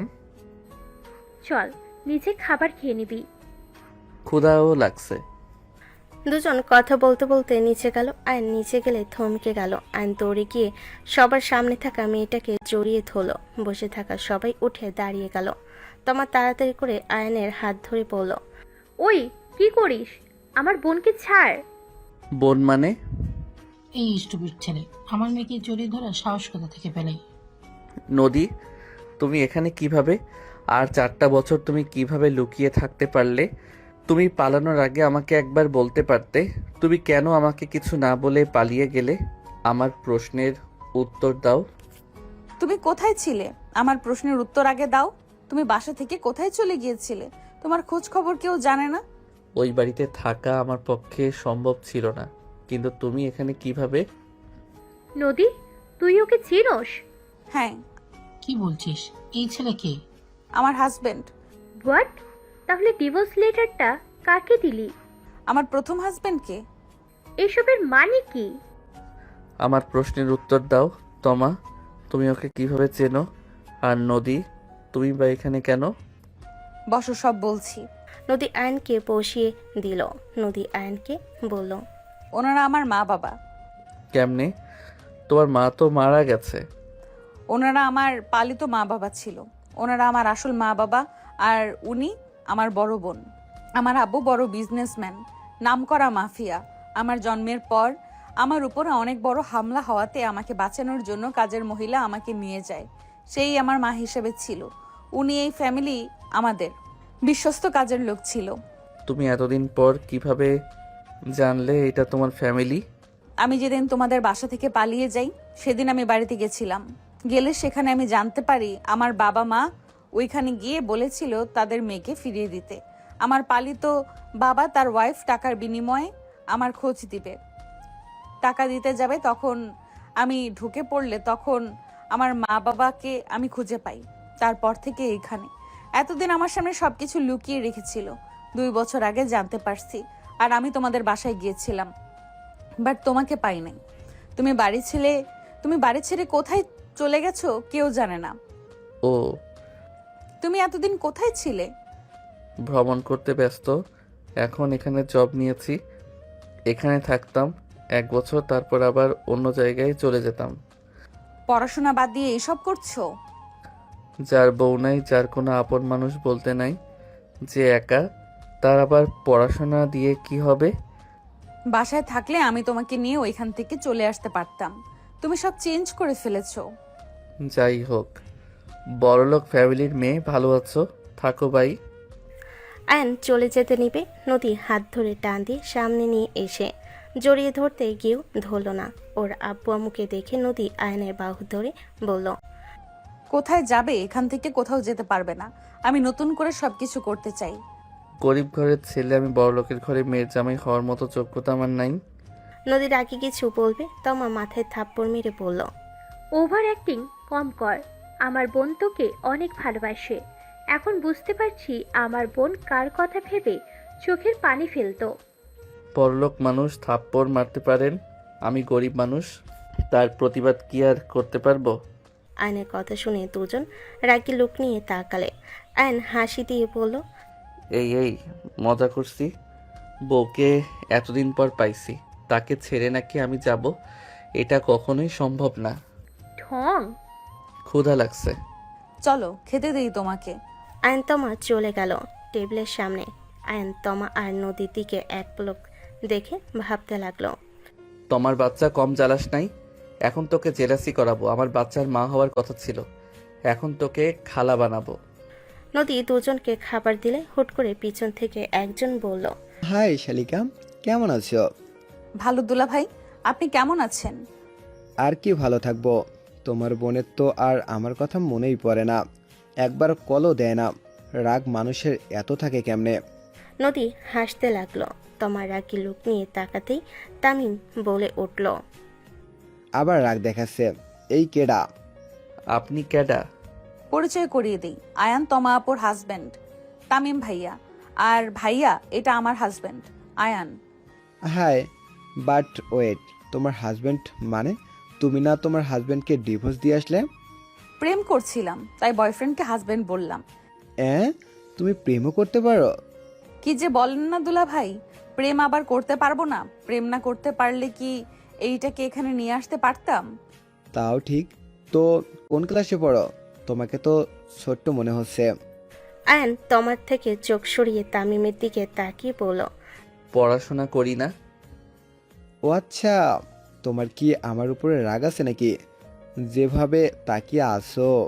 আরে না দুলাভাই, রাগ কেন করবো আপনার উপরে? আপনাকে আজ প্রথম দেখলাম। ভাইয়া ওর কথার ধরন ওইরকম রকচটা। আমার এত সুইট শালিকার কপালে এমন বার কেমনে আসলো? দুঃখ, আমার কপালে জুটছে রক্সটা বউ, আর তোমার কপালে রক্সটা বয়ফ্রেন্ড।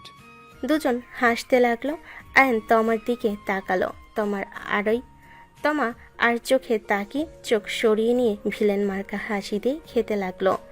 খাওয়া শেষ করে তমা চলে গেল। তামিম বলে উঠল, দেখলে, একটু কথাও বললো না। রাখেন, আগে খাবার খেয়ে নেন। এই তুমি খাওয়া বাদ দিয়ে কি ভাবো? কিছু না দুলাভাই, এত ভাবেন না। খাবার খেয়ে নেন, খেয়ে আপনার বউয়ের জন্য একটা চকলেট নিয়ে গিয়ে বাচ্চাদের মতো করে চকলেট দিয়ে বলেন, গা যান, এবারের মতো মাফ করে দাও, আর এমন করব না। ভাই, তোমার বউয়ের মতো আমারটাই না। মেয়ে মানুষ উপরে যত কঠোর দেখাক, ভিতরে একদম নরম। আমার বিশ্বাস না হইলে একবার চেষ্টা করেন গা। করবো নাকি? জানি না, চেষ্টা করে দেখতে পারেন। আগে খেয়ে নেন। আয়ান তামিম খেতে খেতে কথা বলতে লাগলো। খাওয়া শেষ করে বলল, আমি বাসায় যাচ্ছি। সব কিছু নিয়ে আসো। ভাইয়াকে তালাক দিয়ে থাকলে আবার নতুন করে বিয়ে করতে হবে। আব্বু আম্মুর সাথে কথা বলতে হবে, চলো। নদী আয়ান তামিম নদীর আব্বু আম্মুর সাথে বসে কথা বলতে লাগলো। নদীর আব্বু আম্মু বিয়ের অনুমতি দিল। আয়ান খুশি হয়ে চলে গেল। তামিম চকলেট কিনে নিয়ে এসে তোমার রুমে গিয়ে তোমার পাশে বসে ন্যাকামি করে বলতে লাগলো, জান, সরি, আমার সব দোষ। আমি আর এমন করব না, এইবারের মতো ক্ষমা করে দেও। তামিম বাচ্চাদের মতো কোলে তোমার চমকে উঠল। তমা তামিমকে বলল, ওঠো, আমি রাগ করে নাই। ধন্যবাদ চকলেট দেওয়ার জন্য। তমা চকলেট হাতে নিল। তামিম জড়িয়ে ধরল। তোমার চোখ দিয়ে পানি গড়িয়ে পড়তে লাগলো। তমা মনে মনে ভাবতে লাগলো, এটা তুমি শিখিয়েছো আয়ান। তুমি ছাড়া কেউ আমার সামনে এইভাবে কথা বলার সাহস পাবে না। অতীত মনে করিয়ে দিয়ে কি বোঝাতে চাইছো জানি না, বাট আমার বোনের সাথে সুখী থাকো। দোয়া করবো সব সময়। যাক, আয়ানের আইডিয়া কাজে দিয়েছে। আয়ানকে ধন্যবাদ দেওয়ার দরকার। বউ, একটাই কিস দাও না। তামিম কিস করতে গেলে তমা সরিয়ে দিতে গিয়েও দিল না। তামিম খুশি হয়ে তমার ঠোঁট চড়া নিচে দখলে নিয়ে নিল। 10 দিন পর আয়ন নদীর বিয়ে পড়ানো শেষ হলে আয়ন তমার দিকে তাকিয়ে চোখ মারল। তমা রাগি লুক নিয়ে তাকালো। আয়ন বাসর ঘরে চলে গেল। আয়ন রুমে প্রবেশ করতে নদী সালাম দিল। আয়ন সালামের উত্তর নিয়ে নদীর পাশে বসলো। ঘুমটা খুলে কপালে চুমু দিয়ে বলল, মাশাআল্লাহ, তোমাকে অনেক সুন্দর লাগছে। ধন্যবাদ। নদীর ধন্যবাদ দিয়ে আয়নের কলার ধরে টান দিয়ে খাটের উপর ফেলে দিয়ে উপরে উঠে কিস করতে লাগলো। আয়ন ভ্যাবাচাকা খেয়ে গেল। আয়ন বলতে লাগলো, আরে জান, কি করছো? আস্তে এত উত্তেজিত হয়ে আছো কেন? উত্তেজিত হব না মানে? শালা বিয়ে করছি তোকে কবে, আর তুই মিয়া আমাকে একবার স্পর্শও করস নাই। কচু জামাই তুই কেমনে থাকস? হ্যাঁ, নদী কথা শুনে আয়ন নদীকে নিচে ফেলে দিয়ে বলল, সুন্দরী বউ যদি পাশে শুয়ে থাকে, আদর করার বা করতে মন চায় না? আমারও তো ইচ্ছে করতো নিজেকে কন্ট্রোল করার জন্য অজু করে এসে নামাজে দাঁড়িয়ে যেতাম। যখন দেখি বেশি কন্ট্রোললেস হয়ে যেতে নিলাম, তখন থেকে রাতে কাজ করা বাদ দিয়ে তোমার আসার আগেই ঘুমিয়ে যেতাম। হ্যাঁ, আমি তো ভাবতাম ভালো হয়ে গেছেন, তাই তাড়াতাড়ি ঘুমাতেন। ও মা, এখন দেখি এই কাহিনী, কি বদমাইশ! তাও আমাকে বুঝতে দেয় নাই। জোরপূর্বক আমি কিছু করতে চাই নাই। আমি সব সময় চেয়েছি তুমি আমাকে নিজের থেকে কাছে টেনে নাও। এখন দেখো, তুমি নিজে থেকে আমাকে কাছে টেনে নিচ্ছ। সরি। কেন? এত কষ্ট দেওয়ার জন্য। আর তোমাকে কষ্ট দিব না। তাহলে আমি একটু ব্যথা দেই। আয়ন কথাটা বলে নদীর উপর ঝাঁপিয়ে পড়ল। আয়ন নদীকে কিস করে পাগল করে দিতে লাগলো। নদী আয়নের স্পর্শে কেঁপে কেঁপে উঠতে লাগলো। নদী আয়নের সাথে পাল্টা জবাব দিতে লাগলো। দুজন একে অপরকে আদর করতে ব্যস্ত হয়ে গেল। আয়ন নদীকে আদর করতে করতে নদীকে সুখের সাগরে ভাসিয়ে দিল। দুজন অনেকক্ষণ আদর করতে করতে ক্লান্ত হয়ে গেল। আয়ন নদীর বুকের উপরে শুয়ে পড়ল। নদী আয়নকে নিচে ফেলে বুকের উপর মাথা দিয়ে শুয়ে থেকে আবারও আয়নের দিকে তাকিয়ে বলল, I love you. I love you too. বেশি ব্যথা পাইছো? ওই আর কি, বাট তুমি মিয়া কন্ট্রোল হারিয়ে ফেললে ভয়ঙ্কর। আর একটু হব। আর নদী ঠোঁটের দিকে এগিয়ে যেতে নিলে নদীর সাথে সাথে আঙ্গুল দিয়ে ঠোঁটের উপর রেখে বলল, আগে বলে নেই, কিস করতে দিব, আর কিছু করতে দিব না। আর একবার করবো, এর বেশি না। Please please. নদীকে রাজি করতে লাগলো আর আয়ন উত্তেজিত করতে লাগলো। নিচে থেকেই আয়নের উপর ঝাঁপিয়ে পড়ল। আয়ন মিটি মিটি হাসতে লাগলো। দুজন আবার একে অপরকে আদর করতে লাগলো। এভাবেই 5 বার আদর করার পর আয়ন আবারও বলতে গেলে নদী ধাক্কা দিয়ে পড়ল, দূরে থাকো বদমাইশি। আমি কি হারিয়ে যাচ্ছি নাকি? আমার কোমর ব্যথা করছে। বদমাইশির এর কিছু হয় না নাকি? ইয়ে মানে আর একবার করে ঘুমাবো? না মানে না, আর একবারও না। দূরে গিয়ে থাকো, আমি ঘুমাবো। ব্যথা লাগছে অনেক। আচ্ছা, আদর করে দেই, আসো। এইবার কিন্তু আমি কান্না করব বলে দিলাম। আচ্ছা আচ্ছা থাক, আসো বুকে, আর কিছু করব না। প্রমিস করো। আচ্ছা, প্রমিস করলাম। এখন ঘুমাবো, আর কিছু করব না। বাট পরে কি? 7 সপ্তাহ আসতে দিব না। ফাজিল একটা। মন চাচ্ছে ঠোঁট কামড় দিয়ে ছিঁড়ে ফেলি। নদীর কথা শুনে আইন জোরে জোরে হাসতে লাগলো। হাসতে হাসতে বলল, আমার ঠোঁট কামড় দিয়ে ছিঁড়ে ফেললে সবাই বলবে ঠোঁট কাটার বউ। থাক, করবো না। এইগুলো তো আমার সম্পদ, আমি কেন নষ্ট করব। এই দুইটা ঠোঁটজোড়া আমার প্রিয়, আমি ছাড়া আগে কি কেউ স্পর্শ করেছে? সত্যি বলবো নাকি মিথ্যা? সত্যি করে বলো। মিথ্যা আই ডোন্ট লাইক। থাক, ঘুমাবো। বলো, কেউ আগে স্পর্শ করেছে? ঘুম পাচ্ছে, ঘুমাও। কথা এড়িয়ে যাবে না, আমার কথার উত্তর দাও। একবার একজনকে কিস করছিলাম। হোয়াট? আরে রেগে কেন যাচ্ছ? আরে সত্যি বলতে বলছো তাই বললাম। আমি তো চাইলে তোমাকে মিথ্যা বলতে পারতাম। তুমি কি আর বুঝতে আমি মিথ্যা বলছি নাকি সত্যি? কাকে কিস করেছিলে? আছে একজন, বাট তার রাগ বেশি হয়ে গেছিল। কে সেই? আর কোনো কিছু জিজ্ঞেস করো না, ঘুমাও। বলো কে ছিল। না বললে আমি তোমাকে আমার কাছে আসতে দিব না। বলবো না। এই বিষয় নিয়ে ঝামেলা করো না, আমি তোমাকে বলতে চাচ্ছি না। দেখো, আমাকে জোর করো না।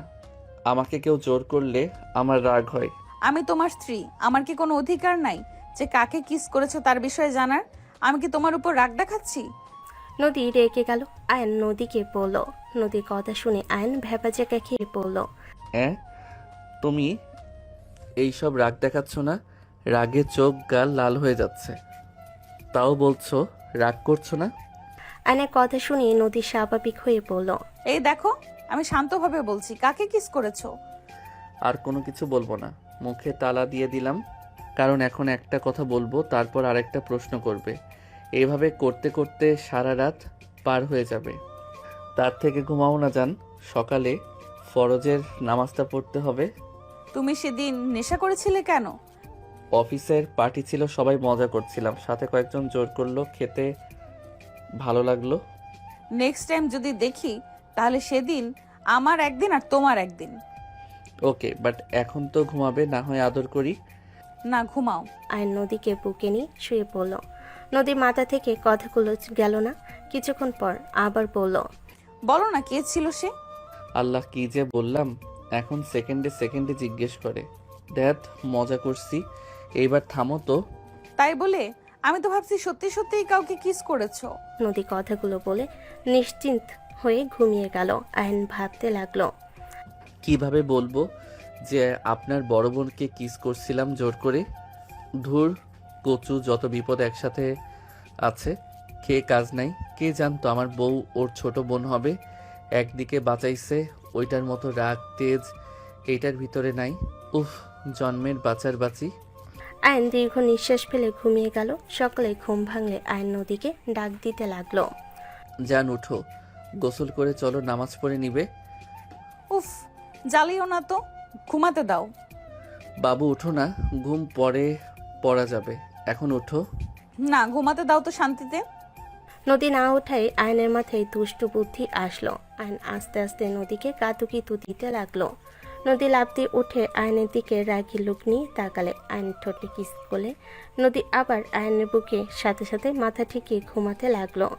আয়ন উপায় না পেয়ে নদীকে কোলে তুলে নিয়ে ওয়াশরুমে গিয়ে শাওয়ার ছেড়ে দিল। নদী চিৎকার দিয়ে উঠল। আয়ন সাথে সাথেই বলল, আরে কি করছো? আরে শান্ত হও, আমি এটা। আরে পাগল হইলে নাকি? চোখ খুলো। আয়নের কথা শুনে নদী চোখ খুলে দেখে আসলে পানি।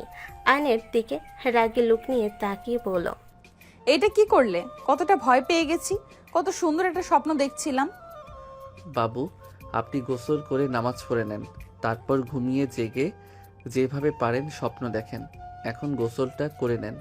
নদী কথা শুনে আর কিছু না বলে দুজন গোসল করতে লাগলো। হুট করে নদীর মাথায় দুষ্টুমি আসলে নদী আয়নকে ধাক্কা দিয়ে দেওয়ালের সাথে চেপে ধরে হটভাবে তাকিয়ে ঠোঁট জোড়া কামড়াতে কামড়াতে বলল, হাই হ্যান্ডসাম, আপনার ঠোঁট দুটো কি খেতে পারি? কথা বলার ভঙ্গি দেখে আয়ন ফিক করে হেসে দিয়ে নদীকে ঘুরিয়ে দেওয়ালের সাথে চেপে ধরে বলল, এই ঠোঁট জোড়া তো আপনার অনুমতি নেওয়ার কোনো দরকার নাই। আয়ন কথাগুলো বলে সোজা ঠোঁটে আলতো করে কিস করলে নদী কামড় দিয়ে ধরে ঠোঁট জোড়া নিজের দখলে নিয়ে নিল। আইন পাল্টা জবাব দিতে লাগলো। নদী দুষ্টামি করে ল্যাপ বাইট দিলে আইন সাথে সাথে ধাক্কা দিয়ে সরিয়ে দিল। নদী হাসতে লাগলো। আইন ভুরু কুচকে তাকিয়ে বলল, ফাজিল দাগ হইলে খবর আছে, সবার সামনে কিভাবে যাব? আয়ন আয়না দেখতে লাগলো। নদী হাসতে হাসতে গড়াগড়ি খেতে লাগলো। আয়ন নদীর হাসি দেখে নিজেও হেসে দিল। আয়ান বলে উঠল, হাসি থামিয়ে গোসল করে নাও। আয়ন নদী দুজনে গোসল করে দুজন বের হইল। আয়ন পোশাক চেঞ্জ করে ওয়াশরুম থেকে অজু করে নিল। রুমে এসে টুপি পরে কপালে চুমু দিয়ে বলল, যান যাই। ওকে যাও, বাট চোখ দুইটা নিচের দিকে করে যাবেন আর নামাজ পড়ে নিচের দিকে তাকিয়ে আসবেন। আচ্ছা ম্যাম যাই। আয়ন ফ্লাইং কিস দিয়ে ঘুরতেই তমাকে দেখল। রুম থেকে বের হতে তমার চোখে চোখ পড়তে আয়ন কিছু না বলে নিচে চলে গেল। আয়ন নামাজ পড়তে চলে গেল। নামাজ পড়া শেষ করে বাসায় আসলো। বাসার ভিতরে প্রবেশ করতেই নদীর কণ্ঠ শুনল। নদী বলে উঠল, তোমরা এই কাজ থেকে কেন ফিরে আসছো না? প্রতিদিন এত আতঙ্ক নিয়ে কি বাঁচা যায়? এত মারামারি আমার এসব ভালো লাগে না। আমরা চাইলে এর ভেতর থেকে বের হতে পারবো না। আমরা বের হলেও আমাদের মৃত্যু, না হলেও মৃত্যু হবে। এইসব নিয়ে আমরা ভাবি না। নদী, চিন্তা করো না, আমি তো তোমার বোনের সাথে সবসময় থাকার চেষ্টা করছি। ভাইয়া, আমার এসব রক্ত মারামারি দেখতে ভালো লাগে না। আমি বড্ড ক্লান্ত হয়ে গেছি। আমার সত্যি অনেক ভয় লাগে।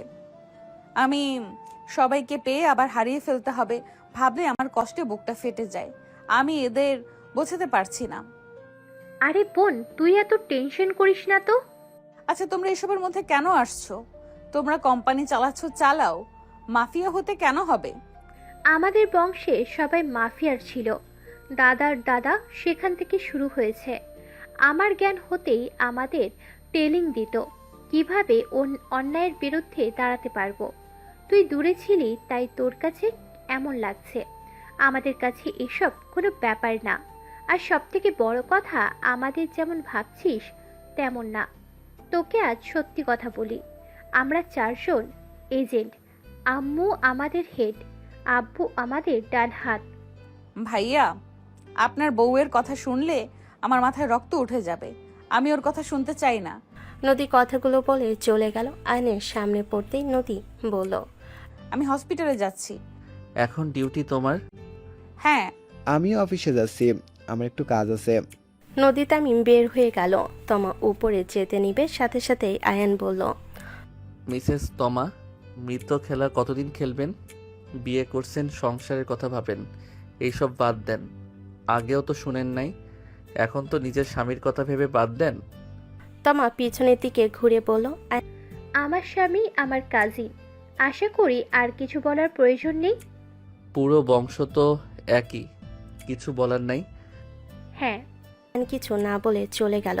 সন্ধ্যার দিকে আয়ন অফিস থেকে আসার সময় গোলাপ ফুল চকলেট নিয়ে বাসায় গেল। আয়ন বাসার ভিতরে প্রবেশ করতেই নদী কান্না করছে। আয়ন দৌড়ে গিয়ে বলল, নদী কি হয়েছে, এভাবে কান্না কেন করছো? আম্মু, আব্বু, আপু, ভাইয়া মিশনে গেছে। কোথায়? এই দেখো, লাইফ চলছে। কি পরিমাণের বন্দুক চলছে। এইটা কোন জায়গা?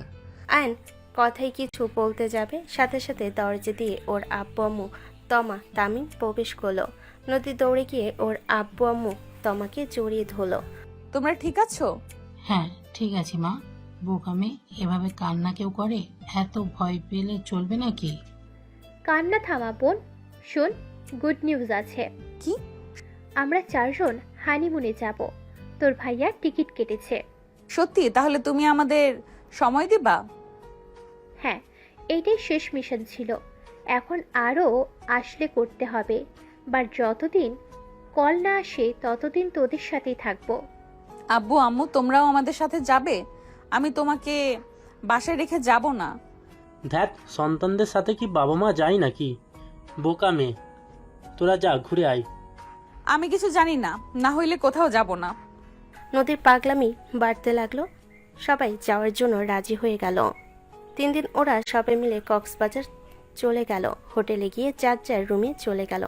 আয়ন খাটের উপর শুয়ে পড়ল। নদী আয়নের উপর শুয়ে বলল, मैं तो थक गया।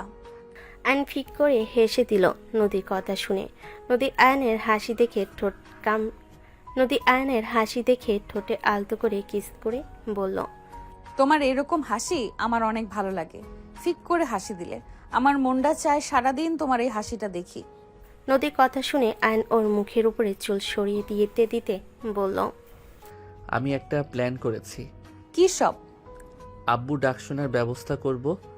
আয়ন কথাটা বলে যে নিচে ফেলে নদীর উপরে ঝাঁপিয়ে পড়তে যাবে, সাথে সাথে নদী লজ্জা পেয়ে লাফ দিয়ে উঠে বলল, একদম না, কিছুক্ষণ পর বাহিরে যাব। এখন ক্লান্ত লাগছে, কোনো কিছুই হবে না। কত পালাবে, রাতে তো ধরা দিতেই হবে। তখনকার ব্যাপার তখন দেখা যাবে, এখন দূরে থাকো। গোসল করে বাহিরে যাব, অনেক ক্ষুধা লাগছে। আমারও লেগেছে। আমি গোসল করে নেই, তারপর তুমি আসো। আমি একা কেন করব, তোমার সাথে করব। আয়ন কথাগুলো বলে নদীকে কোলে তুলে নিল। নদী আয়নের বুকে আস্ত করে কিল ঘুষি দিতে লাগলো। আয়ন সোজা ওয়াশরুমে গিয়ে দুজন মিলে গোসল করে নিল। গোসল করে পোশাক চেঞ্জ করে দুজন বাহিরে বের হইল। তামিম বলে উঠল, শালিকা, দুজন একা ঘোরো আমাদের রেখে। দুজন পিছনে তাকাতে দেখে তমা, তামিম আর নদীর আব্বু আম্মু।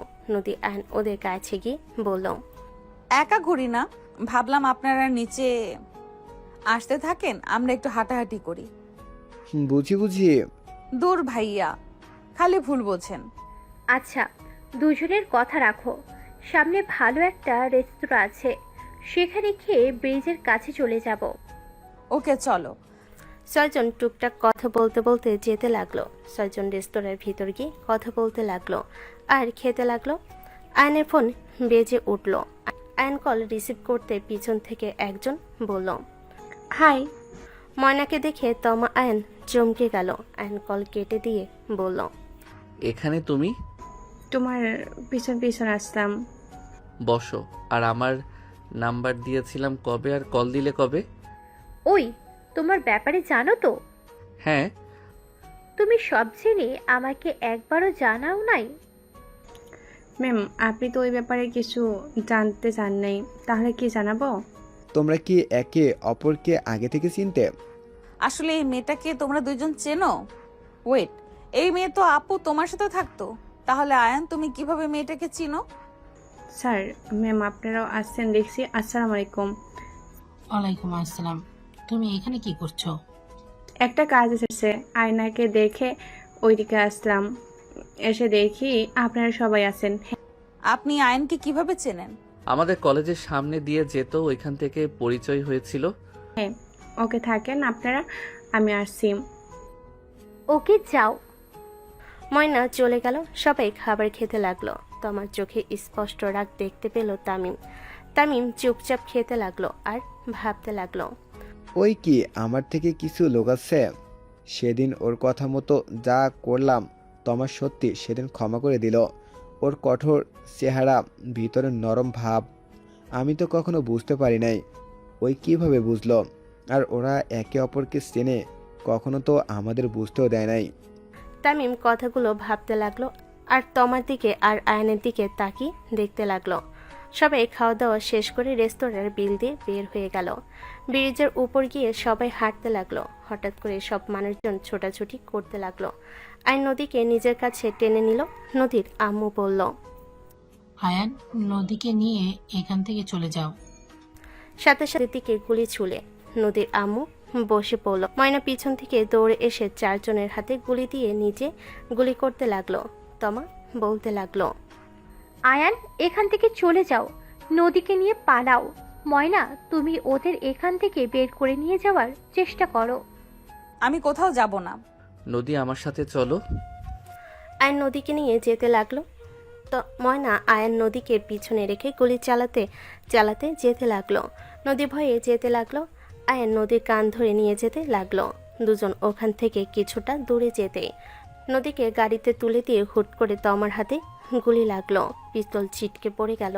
ময়না পিছনে তাকিয়ে ম্যাম বলে চিৎকার দিল। আয়ন পিছনে তাকিয়ে জোরে চিৎকার দিয়ে বলল, তমা।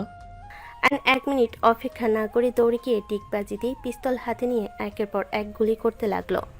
তমা হাত চেপে ধরে বলল, আয়ান, এখান থেকে চলে যাও। আয়ান প্লিজ, চলে যাও এখান থেকে। ময়না আপু, আপনি তমাকে দেখেন, আমি এদিকে দেখছি। ময়না তমাকে নিয়ে গাড়ির দিকে যেতে লাগলো। পুলিশ এসে ঘেরাও দিলে সবাই স্যালেন্ডার করতে লাগলো। নদীর আব্বু আম্মু তামিম দৌড়ে যেতে লাগলো। হুট করে একজন আয়নের দিকে গুলি ছুলে তমা জোরে চিৎকার দিয়ে দৌড়ে গিয়ে আয়নকে জড়িয়ে ধরলে তমাকে গুলি লাগলো। আয়ন সাথে সাথে ঘুরে জড়িয়ে ধরে সাথে সাথে ওই লোকটার মাথায় গুলি করে দিয়ে চিৎকার দিয়ে বলল, তমা এটা কি করলে তুমি? তমা আমাকে কেন বাঁচাতে আসলে? তমা তোমার কিচ্ছু হবে না, আমি তোমার কিছু হতে দিব না। আয়ন হাউমা করে কান্না করতে লাগলো। সবাই দৌড়ে আসলো। সবাই তমাকে জড়িয়ে ধরে কান্না করতে লাগলো। তমা তামিমের দিকে তাকিয়ে বলল, আমাকে ক্ষমা করে দিও, আমি তোমার ভালো স্ত্রী হতে পারি নাই। তমা, তোমার কিচ্ছু হবে না, আমি তোমাকে কখনো হসপিটালে নিয়ে যাব। এই তমা, তুমি চোখ বন্ধ করবে না। তমা আমি তোমার কিছু হতে দিব না। এ আল্লাহ, তুমি তোমার কিছু করো না। আল্লাহ তুমি আমাকে নিয়ে যাও। এই তমা, তুমি কেন আমাকে বাঁচাতে আসলে? তমা আয়নের গালে হাত দিয়ে বলতে লাগলো, আমাকে ক্ষমা করে দিও, আমার সব থেকে ভালো লেগেছে আমি তোমাকে বাঁচাতে পেরেছি। তুমি যতই আমার উপরে রাগ করে থাকো, আমার বিপদে ঠিক তুমি এসেছিলে। আয়ান, তোমাকে পাবো না জেনেও ভালোবেসেছিলাম। অন্য কেউ ছিল কপালে, তাই হয়তো পাই নাই তোমায়।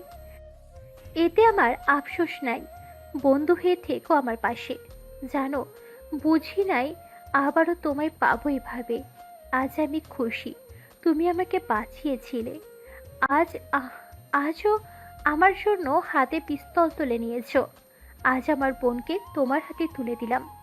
আয়ান, আমার বোনকে সুখে রেখো। এই আমি এই জীবন তো চাই না। তুমি চুপ করো, আমি তোমাকে হসপিটালে নিয়ে যাব। আমি তোমার মৃত্যু তো চাই নাই, আমি তোমাকে হাসি খুশি দেখতে চেয়েছি। আয়ন তমাকে কোলে তুলতে গেলে তামিম তমাকে নিজের কাছে টেনে নিয়ে বলল, আমি তোমাকে নিয়ে যাব, তোমার কিচ্ছু হবে না। আমার হাতে সময় নেই, আমাকে কিছু কথা বলার সময় দাও। কিছু হবে না তোমার, এইসব বলো না তুমি। আয়ন কান্নায় ভেঙে পড়ল। তমা নদীর হাত ধরে পড়ল, বোন, আয়ান অনেক ভালো ছেলে, ওকে কখনো ভুল বুঝিস না। আয়ান, আপুকে নিয়ে চলো। নদীর আম্মু কান্না করতে করতে বলল, ওকে নিয়ে চলো। তোমার মা আমার, চুপ কর, তোর কিচ্ছু হবে না। তমা ওর আম্মুর হাত বুকে জড়িয়ে নিয়ে কিছু বলতে গিয়ে তমার হাত পড়ে গেল। তামিম চড়ে চিৎকার দিয়ে উঠল। তামিম হাঁটু গেড়ে বসে পড়ল। আয়ন তমার মাথা গলে নিয়ে বলল, তোমার চোখ খুলো। তমা এভাবে তুমি চলে যেতে পারো না। তোমার চোখ খুলো। তমা, এই তমা, আমার সাথে কথা বলো। তুমি কথা না বললে আমার কষ্ট হয়। তুমি সব জেনে কেন চুপ করে আছো? আয়ন পাগলের মতো কান্না করতে লাগলো আর তমার মুখে থাপড়াতে লাগলো। ময়না আয়নের কাঁধে হাত রেখে বলল, আয়নামে মান নাই, বাস্তবতা মেনে নো তুমি। ময়না, বাজে কথা বলো না। এই ময়না, ওকে বলো আমার সাথে কথা না বললে আমি কিন্তু ওর ছবিগুলো ভাইরাল করে দিব। তাড়াতাড়ি বলো আমার সাথে কথা বলতে। এই তমা, উঠো না। আয়নের কান্না দেখে সবাই হতভম্ব হয়ে আছে। ময়না কান্না করতে করতে বলল, হয় না, মেমার কোনোদিনও তোমার উপর রেগে যাবে না। মেমার কোনোদিনও তোমাকে বকাঝকা করবে না। হ্যাঁ, তুমি যদি ভেঙে পড়ো ম্যাম অনেক কষ্ট পাবে। তুমি তো জানো ম্যাম তোমার চোখের পানি সহ্য করতে পারতো না। তুমি শক্ত হও। আয়না ম্যাম আমাকে বলে গেছে, ওনার যদি কিছু হয় আপনি যেন কান্না না করেন। আপনি কান্না করলে ম্যাম আরও কষ্ট পাবে। ময়নার কথা শুনে আয়ন চিৎকার দিয়ে বলল, আমি কিভাবে শান্ত হব? আমি তো এমন কিছু চাই নাই। আমি তো তাকে ভালো দেখতে চেয়েছি, তার মৃত্যু আমি চাই নাই। আমি কতবার বলেছি আমি কিভাবে নিজেকে সামলাবো। আয়ন পাগলের মতো কান্না করতে লাগলো। আয়নের কান্না আর কথাগুলো শুনে আশেপাশে সবাই কান্না করতে লাগলো। আয়ন এক প্রকার নিজের বুকে মারতে লাগলো। নদী এক পলকে তাকিয়ে আছে। পুলিশের লোকেরা লাশ বাহন গাড়িতে করে তুলে নিয়ে যেতে লাগলো। আয়ন দৌড়ে গাড়ি পিছন পিছন যেতে লাগলো আর বলতে লাগলো, তোমাকে কোথায় নিয়ে যাচ্ছেন? ওকে রেখে যান। তমা। 3 দিন পর আয়নের আম্মু আব্বু আয়নের সামনে বসে আছে। আয়নের আম্মু বলল, আয়ান, আয়নের কোনো সার শব্দ নাই। আয়নের আম্মু আয়নের পাশে এসে কাঁধে হাত রাখতে আয়ন ওর আম্মুকে জড়িয়ে ধরে কান্না করতে করতে বলল, আম্মু, তমা আমাদের ছেড়ে চলে গেল। আম্মু, আমি তোর মৃত্যু চাই নাই। আম্মু, ওই আমাকে বাঁচাতে গিয়ে নিজের জীবন দিল। আমি তোর কাছে আমার জীবন চাই নাই। ওই আমাকে অপরাধী করে চলে কেন গেল? আমার তো নদীর বড় বোন, তুই কেন এভাবে ভেঙে পড়ছস? তোমার সাথে তোর কি কোনো সম্পর্ক? দেখ, আমি জানি না কি সম্পর্ক, কিন্তু তোর পাগলামি থামা।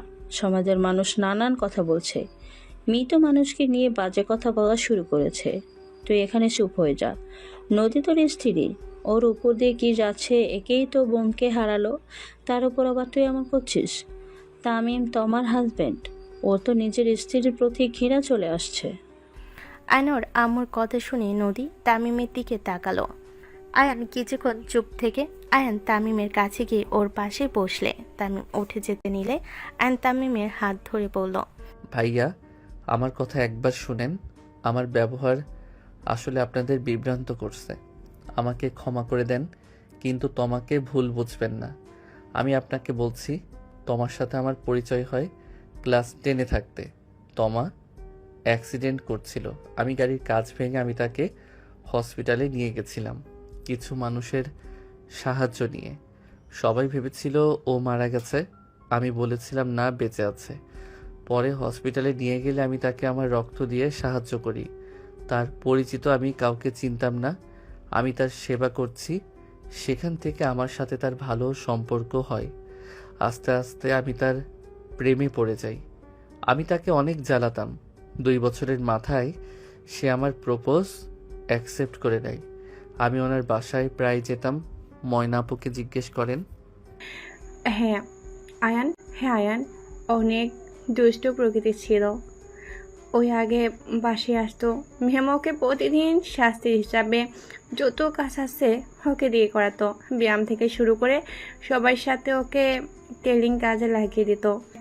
ম্যাম ভাবছিল এসব করলে ভয়ে হ্যাকাই পালাবে, কিন্তু ওই ম্যামের মন পাওয়ার জন্য সব কিছু হাসি মুখে করতো আর প্রতিদিন আপুকে বউ বউ করতো। ম্যাম প্রথম রেগে গেলে আস্তে আস্তে ওকে ভালো লাগে, হায়নাকে এক পর্যায়ে ভালোবেসে ফেলে। কিন্তু ম্যাম ওকে অতটাও পাত্তা দিত না, সিরিয়াসভাবে কিছুই নিত না। হুট করে ওই বিয়ে করে ফেলে। তখন থেকে ম্যাম অনেক ভেঙে পড়েছিল। বিশ্বাস করেন, আল্লাহর কসম করে বলছি, আয়না কখনোই ম্যামের হাত পর্যন্ত ধরেছে, এর বাইরে কিছু না। একবার শুধু জড়িয়ে ধরেছিল, তা ম্যাম থাপড় মেরে দিয়েছিল। তখন আয়না ছোট, তখনও তো বুদ্ধি ছিল না। প্লিজ বিশ্বাস করেন, এছাড়া কোনো হারাম কিছু ছিল না। ভাইয়া, আমি আয়ানকে যতটুকু জানি, আমিও বিশ্বাস করি আয়ানের আপুর সাথে কোনো নোংরা সম্পর্ক ছিল না। প্রথম ভালোবাসা যত রাগ দেখায়, প্রথম ভালোবাসাকে ভোলা কি এত সহজ? আমি আজ থেকে প্রমিস করছি, আমি তোমার বিষয়ে আর নাক গলাবো না। আমাকে তোমার ব্যাপারে জানিয়েছিল, বাট সেই ছেলে তুমি তা বুঝতে পারি নাই। সরি, আমি অকারণে তোমাকে ভুল বুঝেছি। আর এমন করো না, সবাই তোমাকে নিয়ে নোংরা কথা বললে আমি সহ্য করতে পারবো না।